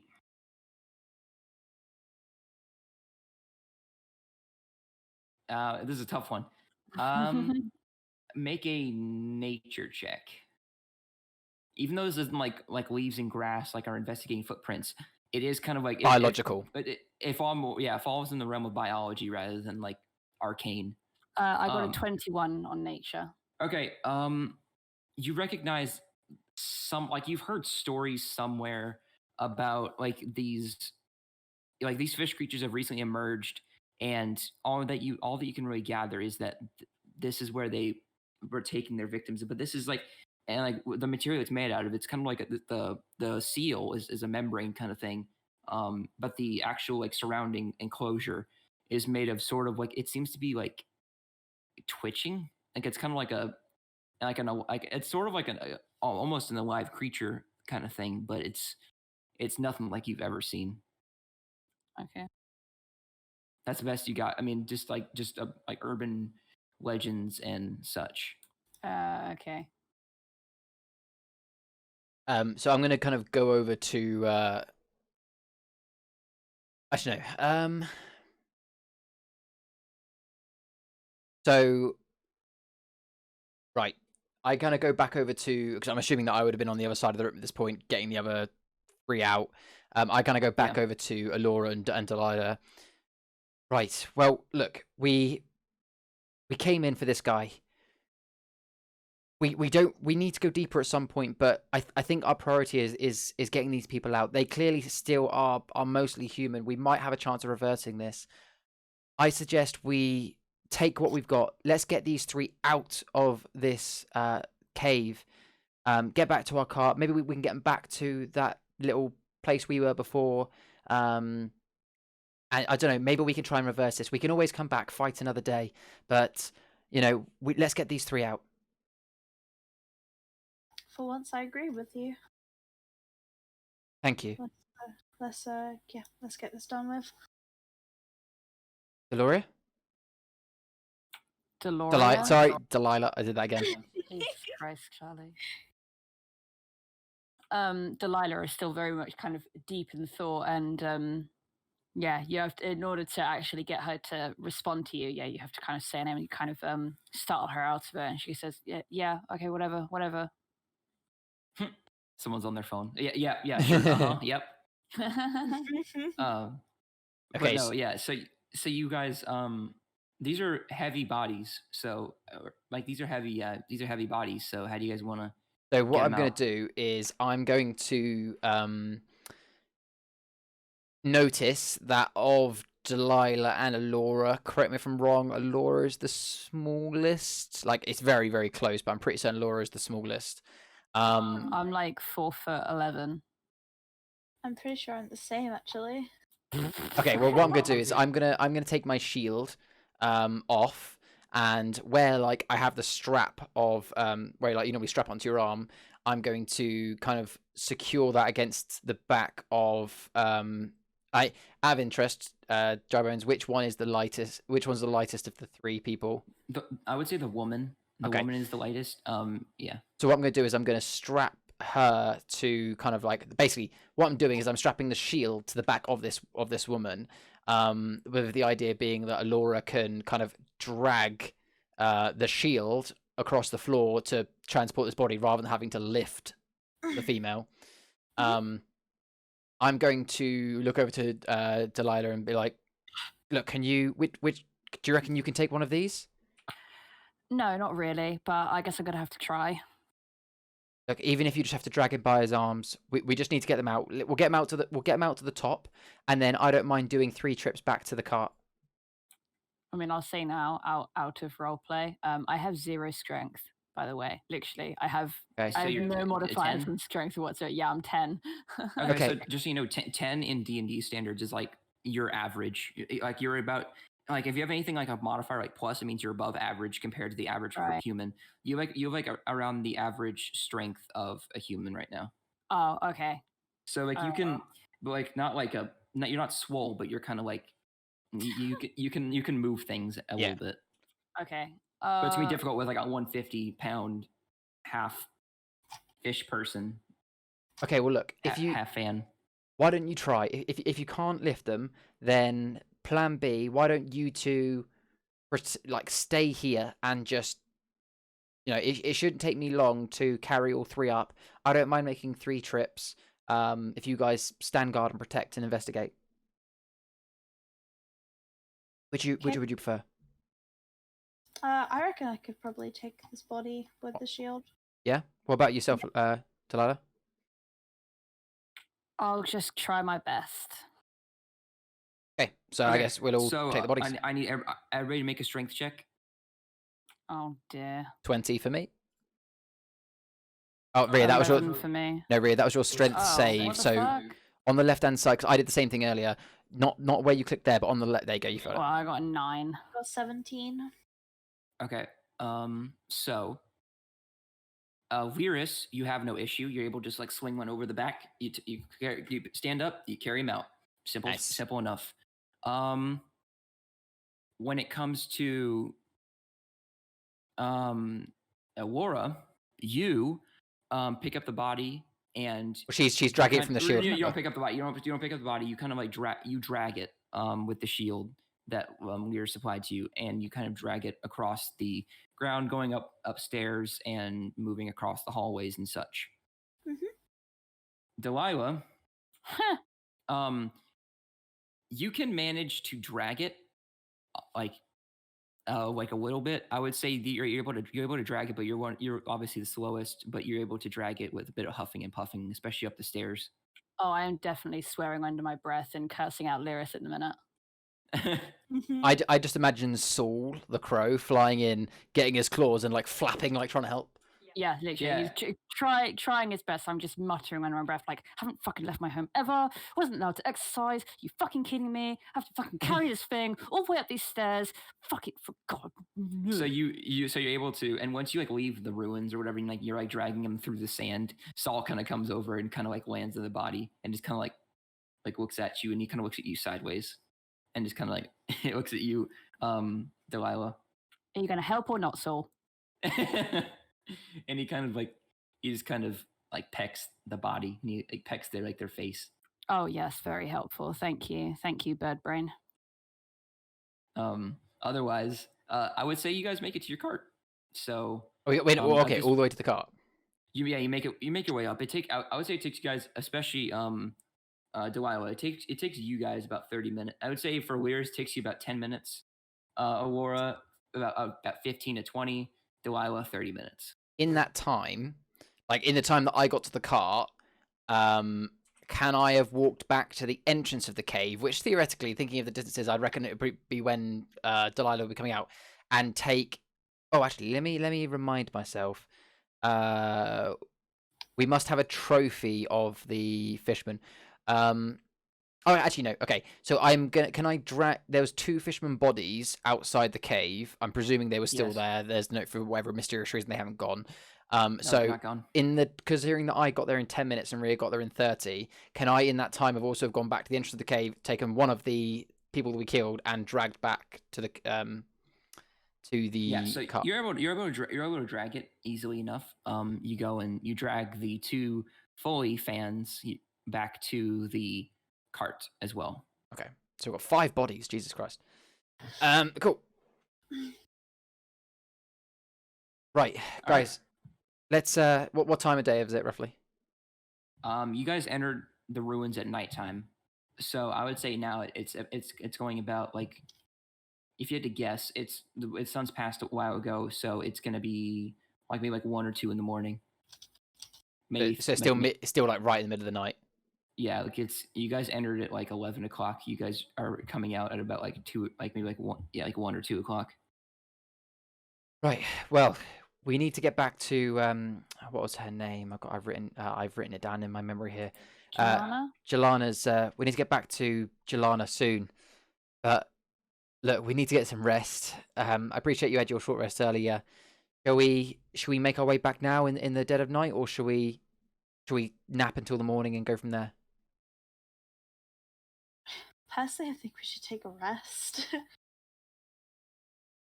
I agree. Especially you. I suppose you took quite a lot of damage, didn't you? I mean, I've healed myself since, but I haven't slept at all. Yeah, I think we should take a rest. Okay. Anyone want to take first watch? If not, I will. I don't mind taking watch. Thank you. I really appreciate that. And with that, I'm guessing we've probably laid, because obviously we made that makeshift tent, didn't we? And obviously that makeshift tent Yes. was with my sword, which wouldn't be there anymore because I've had it. So I'm kind of like, before we kind of settle down, I'm going to remove what was my now disintegrated sleeping bag that we makeshift a tent out of. I'm going to put all 5. I'm going to say bodies, but obviously 3 of them are alive. Actually, no. What I'm going to do is I'm going to place, for now, the 3 people that were unconscious but alive in the actual cart. The 2 that are dead are going to kind of be together, but a little bit away from the cart. Don't really want to sleep next to a dead body. And because there isn't now space in the cart, I'm just literally going to lay down in the soft sand. Cold, but I'll be fine. I also wanted to let you know, since you're doing this, your feet hang off the cart a little bit because you're pretty tall. Oh, I'm not in the cart. I'm not in the cart. Like, because okay. I've put the 3 people that were unconscious and slightly scaly in the cart, because obviously we need them in there for transport tomorrow, and I'm just sleeping on the sand next to it. All right, yeah. So even it's a bit difficult after sleeping in like inns before, but you guys are able to fall asleep. Especially you, Lyris. You fall asleep the quickest. Delilah, you've used a lot of magic today, just a lot. Like you've harvested a lot of magic, so you're pretty beat. Otherwise, I say, Alora, you have next watch, don't you? With first watch. Yes. All right. So if you don't mind, make a perception check for me. Oh, 6. You're tired. It's been a long day. Like you as well have been using a lot of magic, especially towards the end of the day. Mm-hmm. You just want to sleep at this point. You're kind of like fiddling around with you make the firebolt into like a something in your hand, and you kind of just like mess with it. Yeah. And you can like move twitch your fingers, and you're kind of just like messing with it. You're kind of like flicking it or something like that. You're just messing with it. But otherwise, it's nothing really happens. It's kind of a boring watch, to be honest. Okay, cool. All right. Who wants next watch? I'll take it. All right. So after you wake up and getting a few hours of sleep, I need you to roll a perception check for me. I got a 20. You got enough sleep a little bit, but you're kind of like, oh, I just want to go to an inn. I'm not supposed to be here. I just want money. Why am I doing this? And you're just like, why did I have to drag that whole fucking fish? Yeah, but you're like, no, just I'm doing this job. I'm doing it right until the end. And you kind of look around, and you're like scanning the horizon and everything. Nothing seems to catch your eye. It's a pretty boring night as well. Oh. In fact, okay. You actually actually something does catch your attention. Something kind of catches you hear like a voice kind of like you hear a voice suddenly speak to you. Bruh. Yeah. You hear it's feminine, and when it speaks with a kind of like loud impact, but it's not. But you look around, and when it speaks, it doesn't wake up anybody else. So you assume you're the only one that can hear it. Okay. So you're like, been harnessing my magic, huh? Oh no. Is this How have your exploits been? pretty fucking shit, not gonna lie? Well, you're pretty sheltered anyway. Sorry, who is this? I think you know who this is. And then you kind of like think, and you've heard vaguely of this voice before, but you can kind of piece together that this is your This is my patron. this is your patron. Yeah, I had a feeling. Must be tired after a long day, huh? Yeah, well, if you'd have helped me actually aim properly, I might have been a little bit better off. I provide the service. I don't provide your accuracy. Yeah, well, fuck you.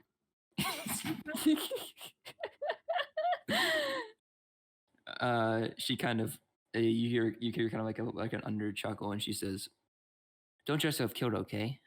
I still need you." I have my own goals here, thank you. I'm not going to plan on dying just yet. Very good. And then you hear the voice subside. Yeah, piss off. Otherwise boring watch for like unlike the 3 minutes that happened. Other than the otherworldly voice, boring watch. Yeah, it was Okay, like well, I'll say now that when. Oh, sorry. I was just gonna say when everyone wakes up, I'm going to be in a noticeably sour mood. yes, it's 3 minutes of an otherwise like that was like a 3-minute conversation about otherwise like 3-hour watch or something like that. Last watch. I assume Weir's you're taking the last watch. Yeah, since you're the one who need the most rest anyway. So with how long I slept between Allura and Delilah's watch, does that count as a short rest or a long rest for me? You get a long rest for sleeping. That's fine. In this game, like even though you may not get the exact amount of hours needed for it, Yeah. Keeping watch is kind of essential, especially on the road. So I'm gonna say you get a full rest though. That's fine. Like to be fair, I had full HP. All that does is it means that I get my lay on hands full and my divine senses full again. Okay, Yep. so yep, I wake up and do my watch. Let me do my perception. 18. Okay.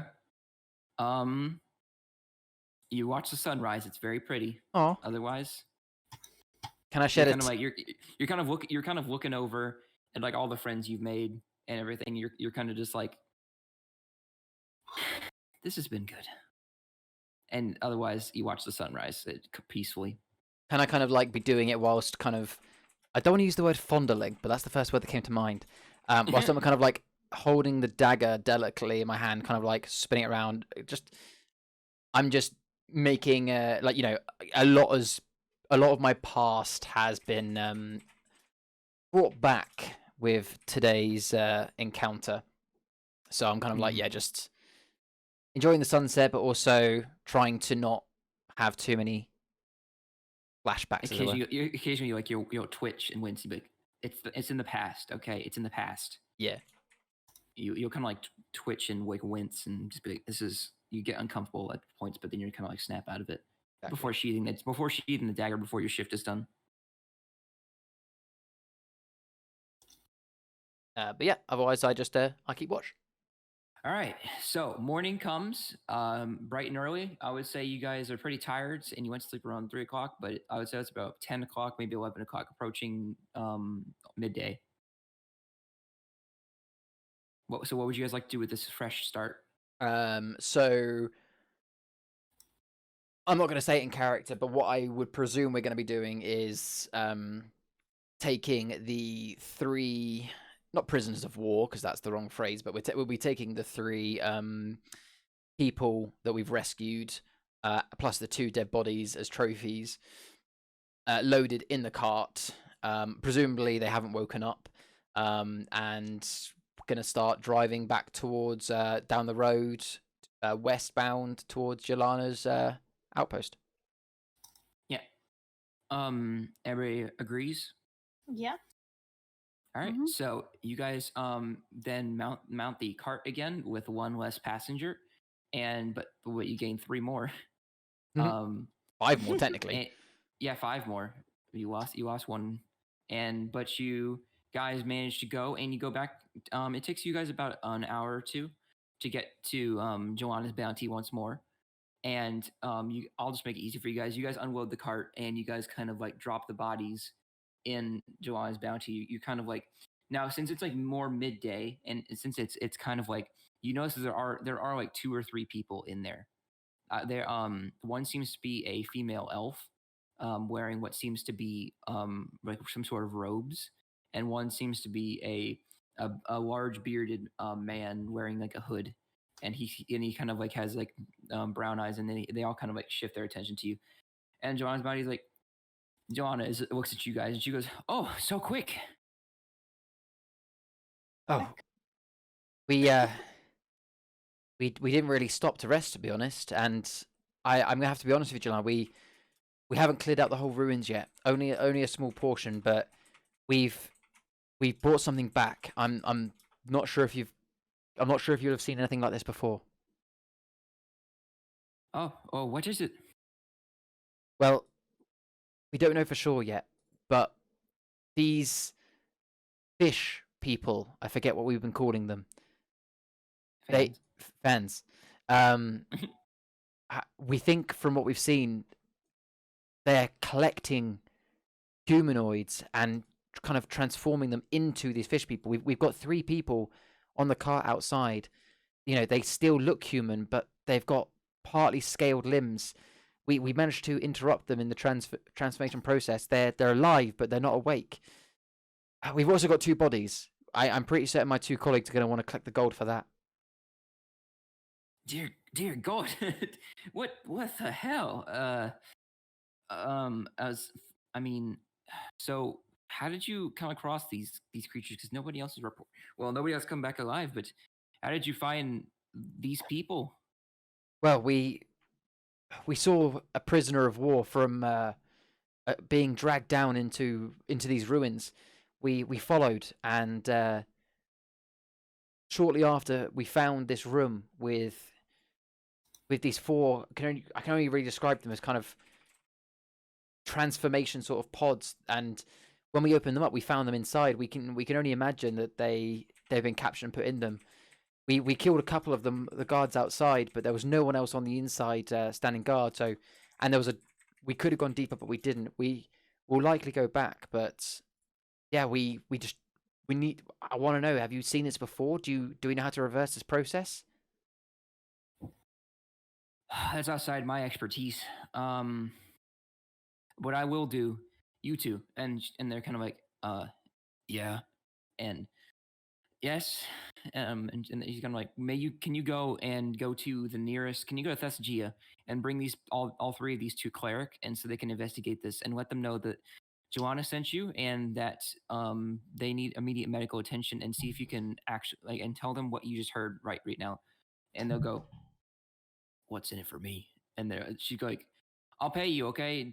50 gold here. And she kind of throws them like a mini sack. Go. And they're like, okay. And they kind of like go and they go on the cart, and like they take their own cart that they got here, and they kind of take the 3 and they take them away, leaving the 2 corpses of the other monsters that you guys killed still here because they have no need for them. She says, as for those 2,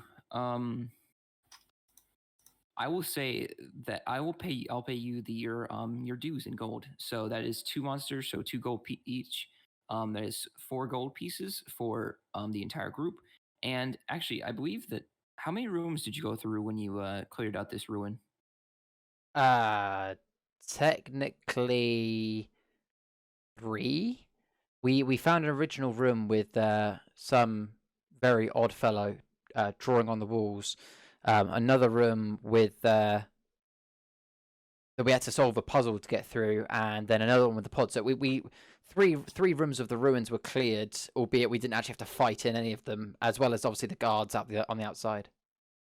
Well, I don't believe that any of those are bigger than that. The ruin is much bigger. It's like 1 or 2 more rooms. There's not too much more. I'll pay you your dues in 100 gold. And so she hands you guys like this, like, I would say it's a lot bigger sack. It carries 100 gold. You just distribute this among yourselves, however you see fit. That is up to you. And if you need any more bounties or help with bounties, you know where to find me, and I'm going to give more jobs. What if we finish clearing out the ruin? Oh, the money you did clear out the ruin. It's basically empty. I got this at this point. There was, I mean, the ruins can't be is much bigger than that. If you want to go and make sure, like, with another sweep, you be my guest. But I don't think there's much more. There's like 2 more rooms. Okay. Hint, hint. All right. Okay. So with the gold, I kind of just I'm guessing as I was talking to Jala, I'll take the gold and kind of turn to the other 2. I'm gonna kind of throw the sack of gold at Delilah, and kind of say, count it, divide it. I'll take my fair share, and I'll turn back to Jelana. What's your intention with the bodies? Well, we usually, honestly, we burn them. We burn the bodies. They're not really fit for burial. At least not usually. People don't want to be buried next to those things, so we just burn them whenever we get the chance. Look, I've got to be honest. We didn't expect you to take the bodies here. To be honest, usually people only take like the ear or like a toe or something. And but there's a reason why I brought them both back. From what I've seen, from what I know, it appears that the 2 that we killed were very likely previously one of us. And I think, although we don't know who they are, and I don't think we'll ever know, they deserve a fair burial like anyone else. I can understand if they need to be buried further away. I can understand the anxiety that your friends and colleagues may have being so close proximity, but will you do me the personal favour of burying these 2 and not burning them? we can find a spot for them out in the desert, but they won't be tended to properly. But they'll get the burial they deserve. Thank you. I appreciate it, Jelana. And I turn back, take 5 gold from the purse, and kind of flick it back towards Jelena as a token of, like, you know, gratitude of that. She catches it and she says, "Thank you very much," and she puts it on the counter, and she like kind of like slides it under the counter. Very well. Anything? Would you like anything else before you head off to wherever you're heading off? A bite to eat would be amazing. I can't really supply that here. I'm sorry. But if you can head back. It's not too much far travel, but we don't really have much else. Just what I have housing for me here, but that's about it. Okay. Well, have you got any more bounties for us, or would you recommend we go back towards? Thessadia? The general bounties I have off are very. That was the one specific contract we had. Usually we don't have specific contracts like that because they don't really congregate that often. Usually at this point they're doing excavations on the far side of Aspecia, so we'd appreciate any help there. But unless you don't want, like, otherwise it's just clean up. It's whatever monster you see, you kill it, you bring it back here, you get it for gold. Otherwise it's just cleanup. Otherwise you can go out far east and help them out with their excavation over there. Just super quickly, like out of roleplay. Quick question: how much would it be to get a cart to Valyrian?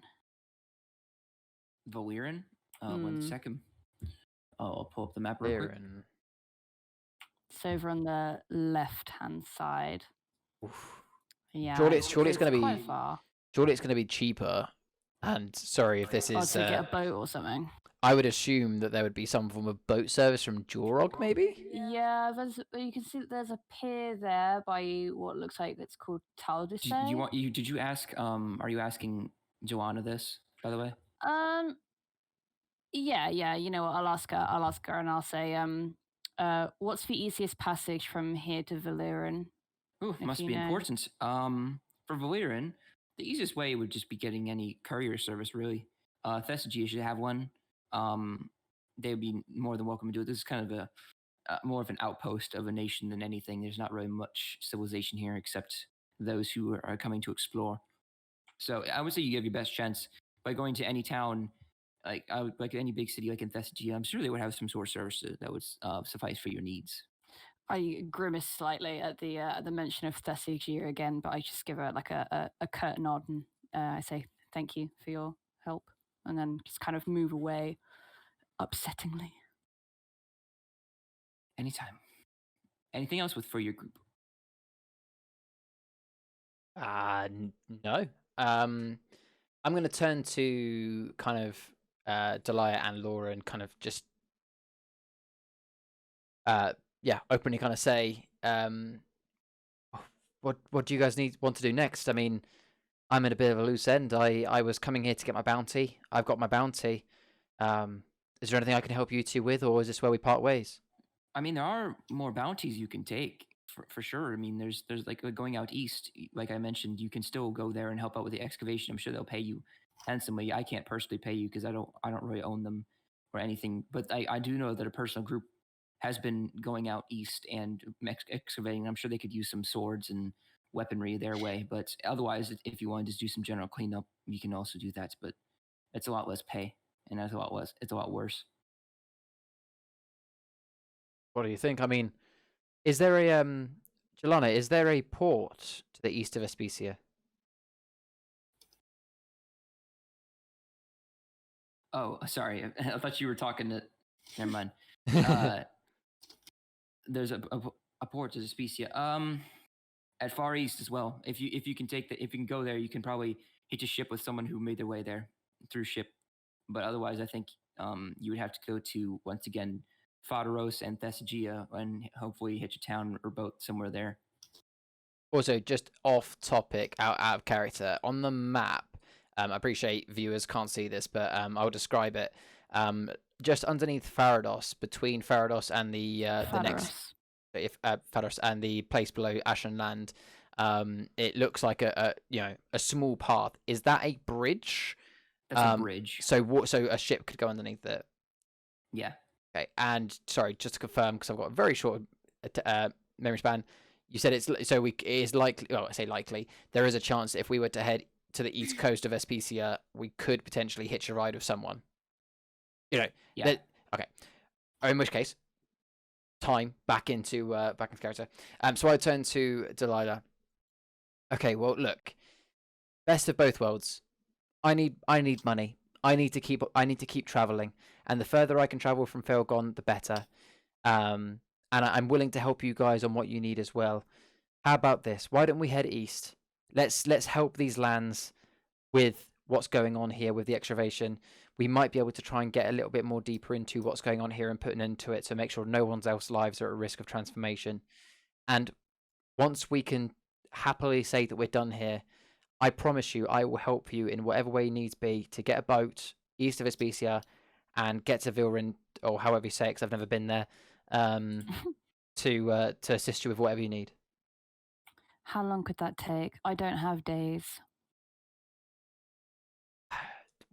What's so important for you over there? There's somebody I need to meet. I mean, what do you say, Laura?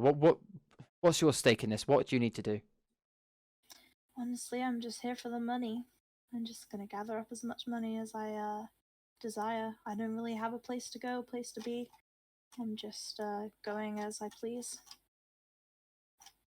So any help that you could need, I don't mind assisting you.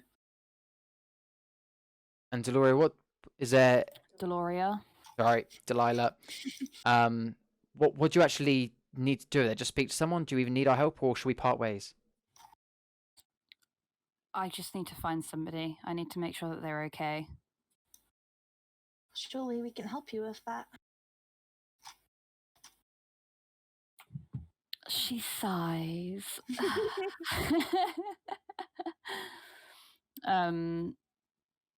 So yeah, Delilah is she'll kind of go quiet for about a minute or so, and then she sighs again.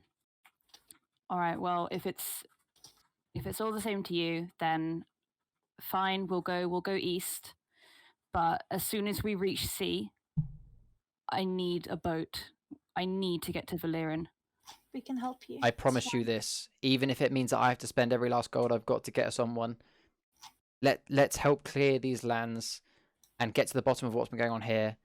Get the gold for Aloria, and then we will get you to where you need to go. You have my word. And with that, I turn back to Jelana and say, direct us to where we need to go.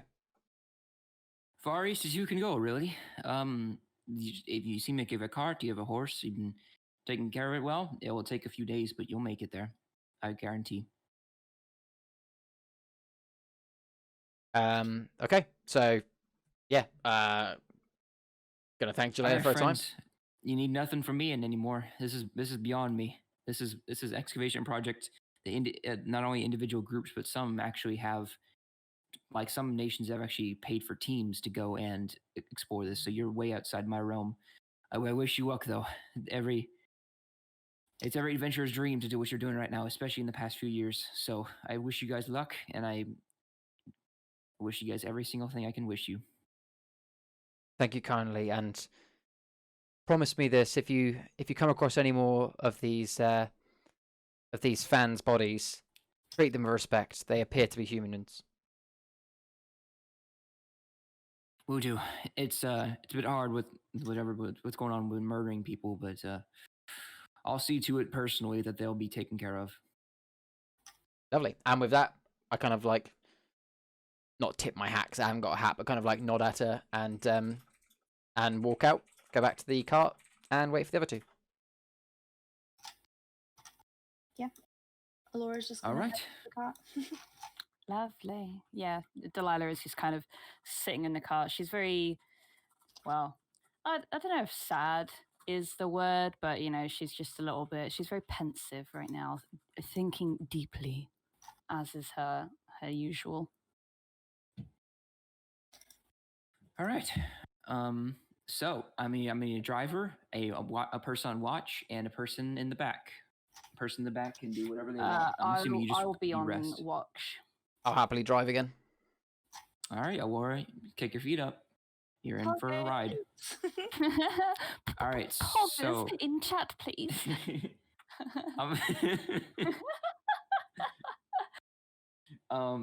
Could I have Delilah? Can you roll a perception check for me?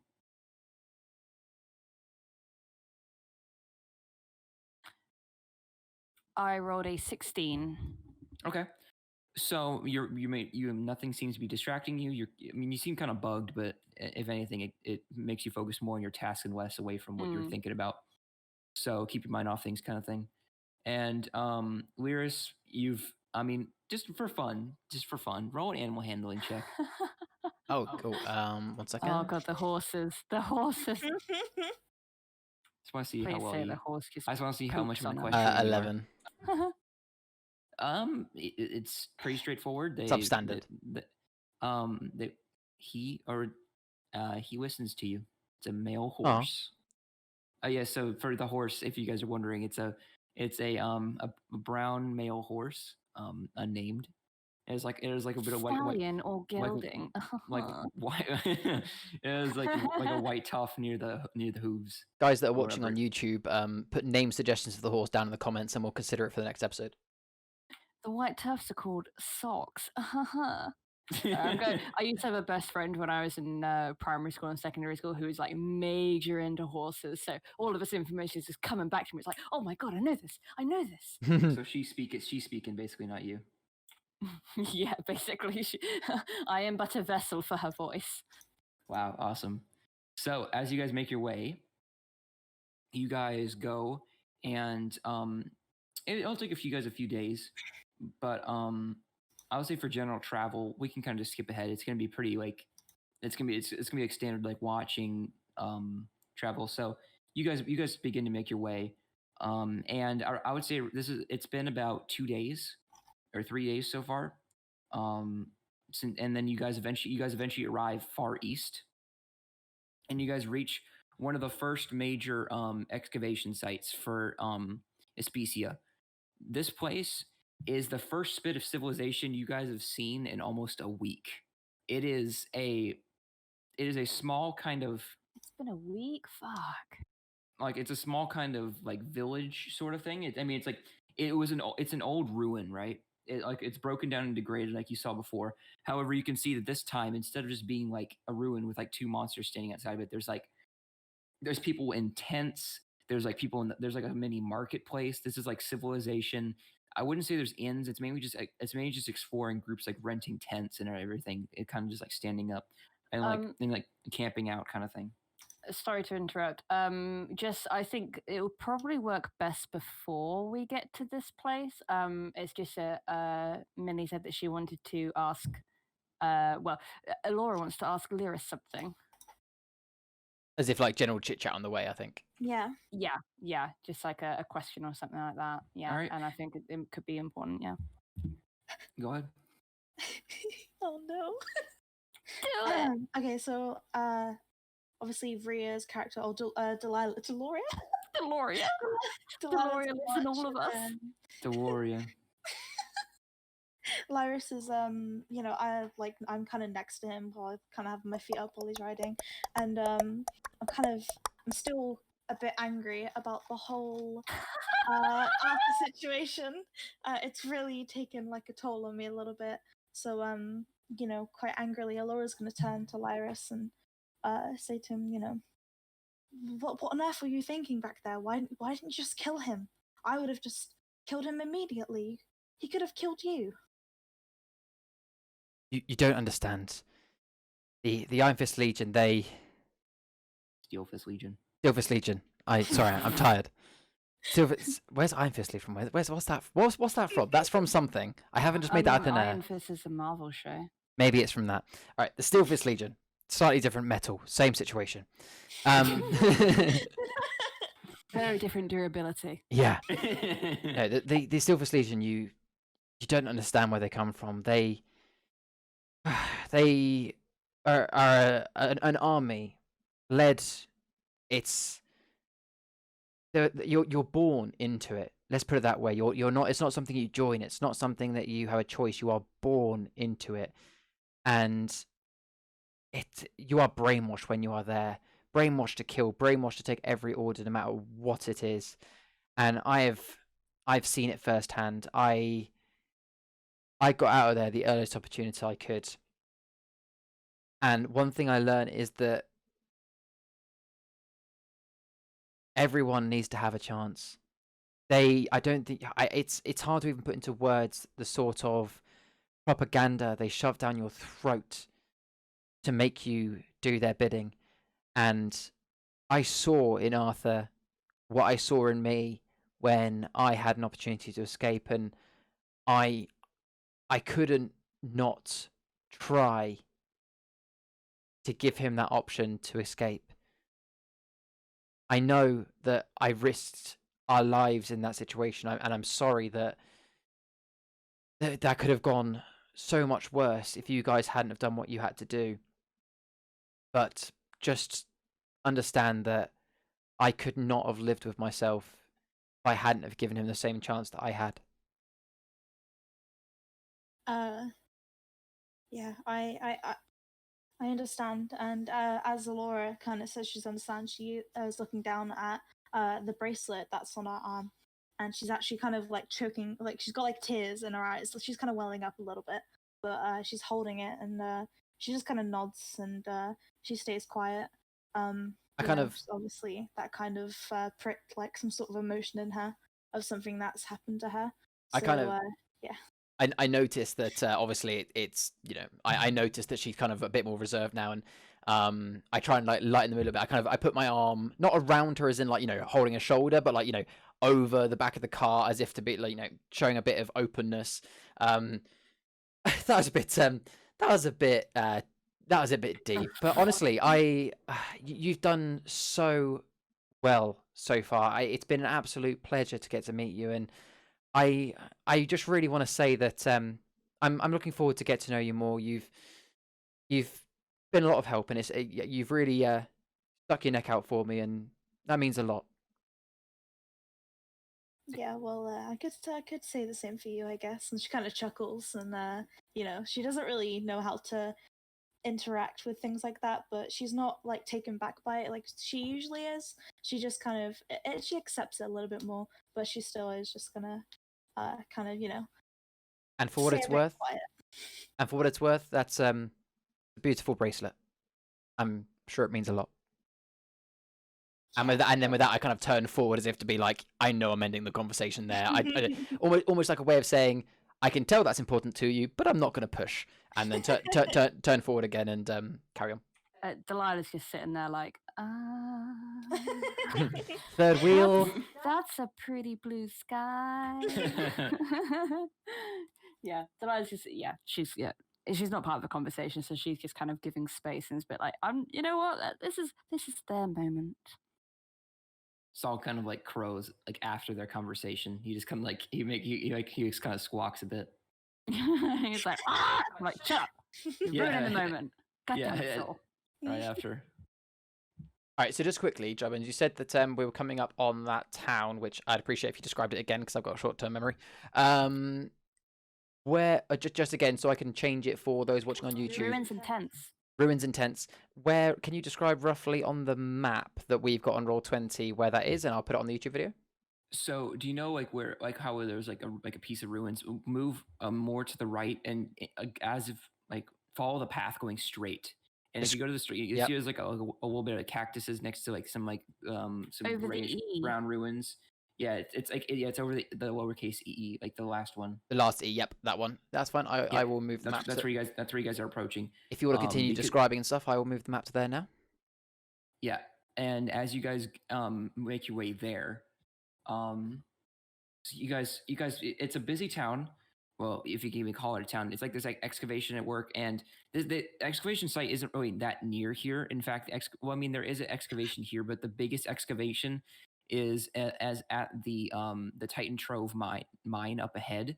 That is like the biggest one, but you guys are at like a small, like that has excavation sites as well.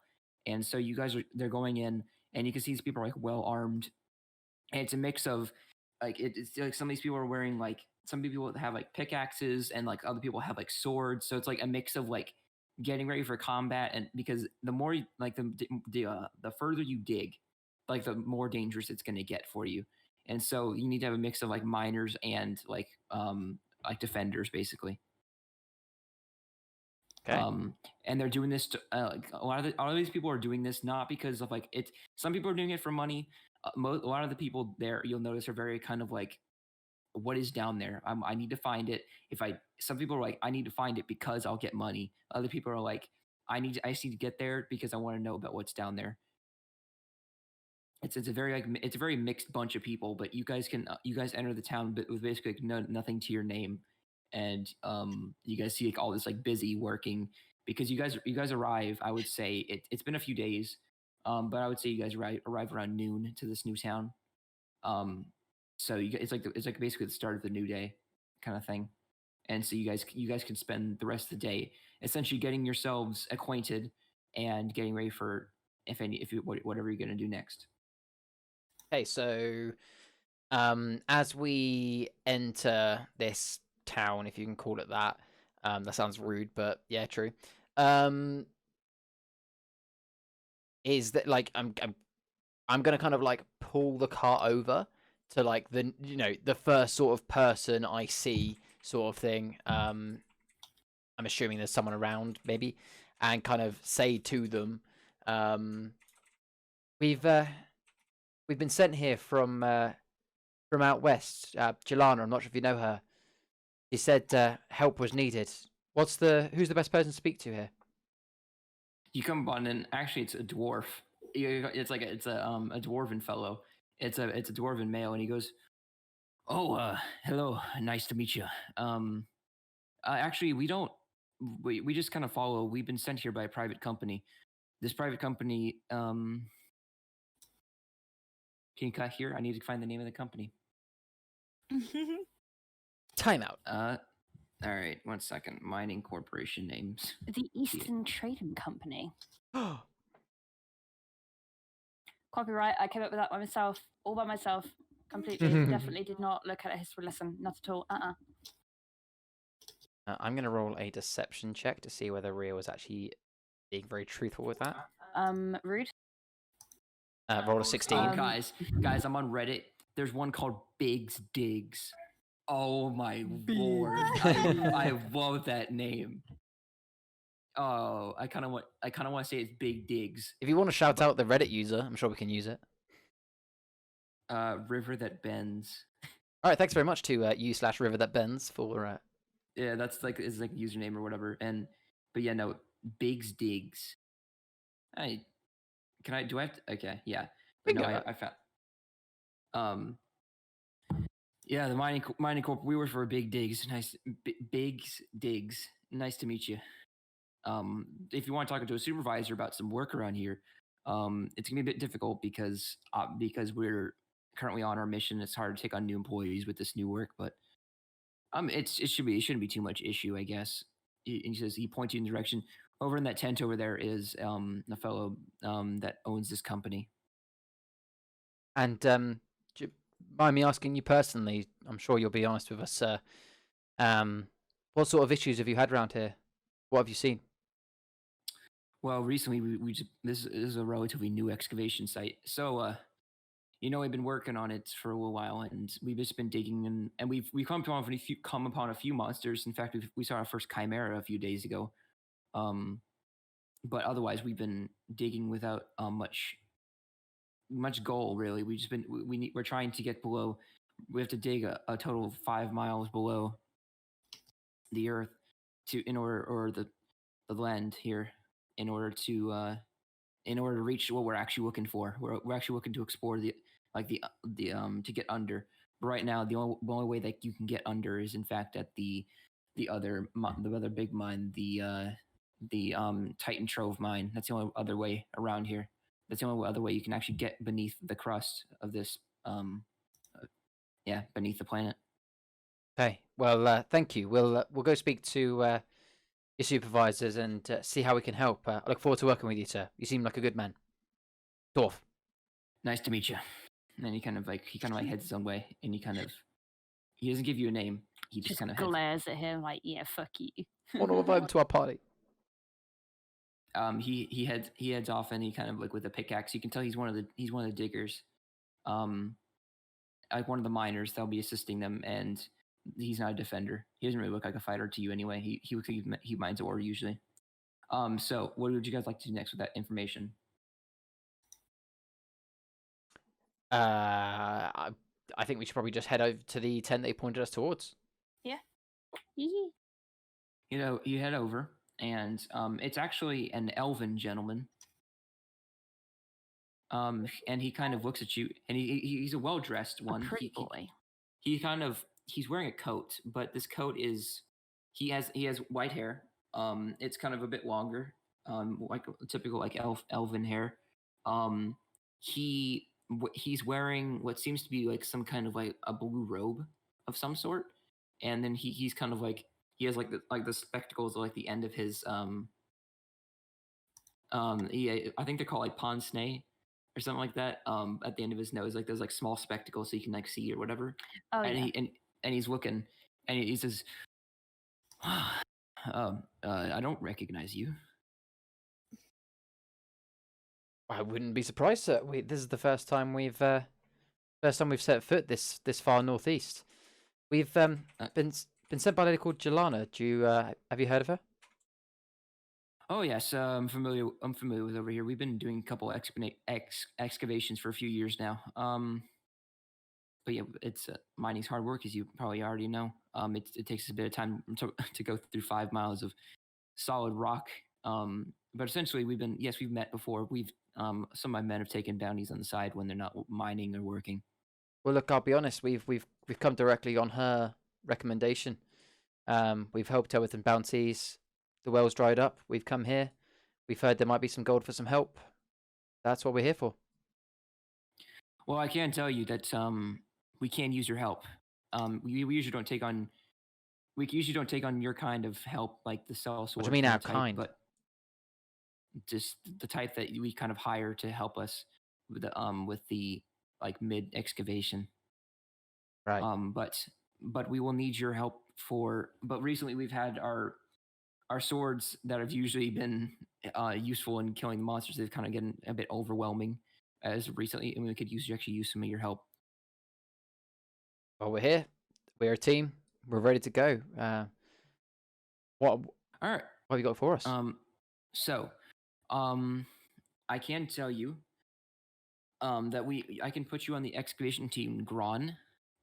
This excavation team will be leading an excavation in the next day. Currently, we have another excavation team, Braun, on the other side. But right now, we will be able to send you guys into the caves and be able to protect our miners as our miners dig. It's not really much of an exciting job, but you just have to be on the vigilance all the time to make sure that nobody gets killed. And if you do so, I will be willing to pay. Yeah, that sounds fine. Have you got a decent place for us to sleep? The best I could do for you is one tent to be shared with you guys. I wasn't expecting your company, but seeing as some tents have freed up, I've been able to take on more workers, but I can spare you guys one tent. How big's one tent? There's would three say of us, and we're not exactly cozy right now. There's 2 beds, and there's they're sort of like there are 2 beds, but 4 can sleep in one tent. There's a kind of like bunk beds kind of thing. He doesn't say that, but like I'm saying that as DM. Right. They're kind of like bunk beds. Okay, cool. I turn to Delilah and Laura and kind of look at them as if to be like, fine with that? Yeah, I shrug. Laura nods her head. Yeah, it's kind of like like what you can tell. It's kind of a communal like bunking situation. Like usually these are just workers, like 4 random people just like sleep in this room like, with nothing more to say. But usually, since like you said, because of their loss of people, you guys can actually sleep there. Nice. Sounds good. Yeah, sounds good. All right. So actually, so you guys spend your time setting up. Actually, no. What do you guys want to do at this point? To be fair, we're probably gonna be quite knackered from the road. Have you got anywhere nearby where we can get a drink, a bite to eat? We've been living off just rations on the road. Actually, we're about to call time for dinner soon, so you guys can catch us as we're working. Here's an initial down payment, and he hands you guys 10 gold pieces.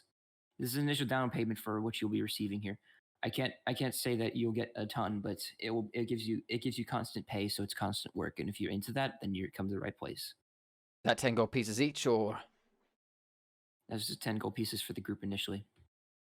Just quickly off out of camera, I realized that all that gold we got earlier from Jelana, we never actually split up, because I think we got a total of 104 gold from her. I threw 5 back at her, so that's 99. So are you two happy to split that? Like let's just say that on the road, on the travel, that we split that evenly, 33 each. Yeah. And then the gold we're getting now, happy to split that evenly, but Bunny, you can have 4, me and Rio will have 3 each. Yeah, no mind. Whatever, if you guys are okay with that, I guess. Yep. So me and Ria add 38 gold. No, sorry. Me and Ria add 36 gold, and you add 38 gold, Bunny. Right. Yeah.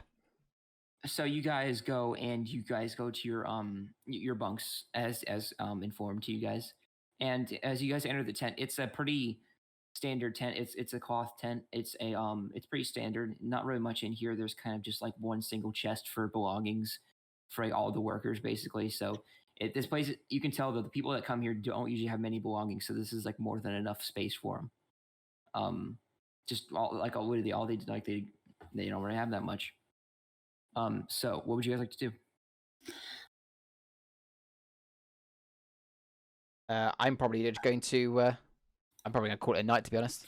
Yeah. Yeah, I think so. with Laura. All right. So you guys just kind of hang out for a little while. Not really doing anything particular, just kind of like resting before you guys hear that dinner. It's dinner time, and it's kind of like as someone like enters your tent and says, come on, fresh meat, come on. And it's kind of they kind of gestures you towards this like kind of like it's a very large tent kind of thing, and it's like it has like a central like podium, but it's kind of like it's a large tent or like a feeding area, and you can assume that there's about like maybe like 60 people total here. It's a like relatively small company, but it's larger than like any single like any like individual group usually is. So it's pretty it's like you guys are part of a workforce now, and you guys get served a standard meal. I think it's like you guys get a little bit of meat from out that they ration you guys along with some veggies and some desert fruit. Like there's like Yum. some like you guys heard of prickly pears in the real life. There's some like there's like some like part of that. Sounds good. Nice. Yeah.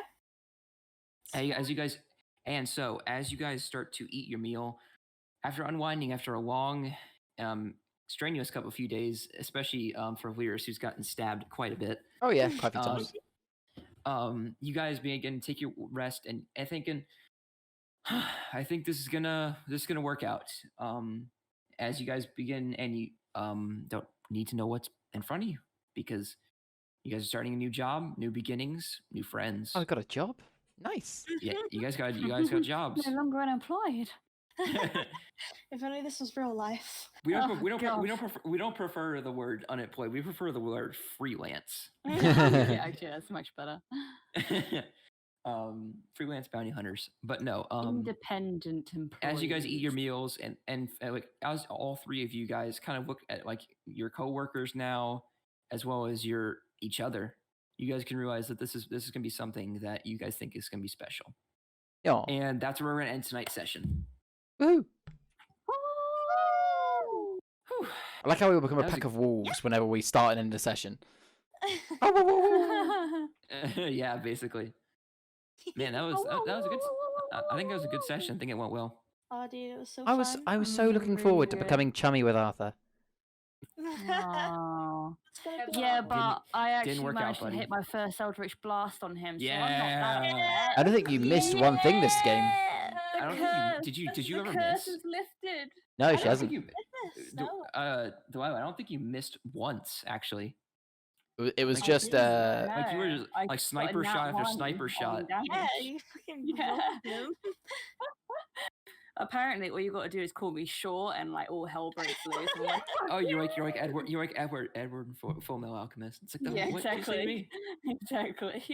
I do like a split kick and like, fuck you, get out of here.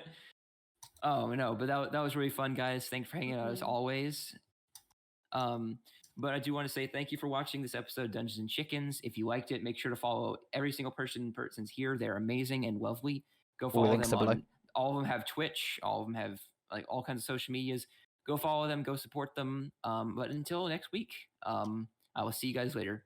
Love you and have a great night. Bye bye. stay wholesome. Bye. Bye.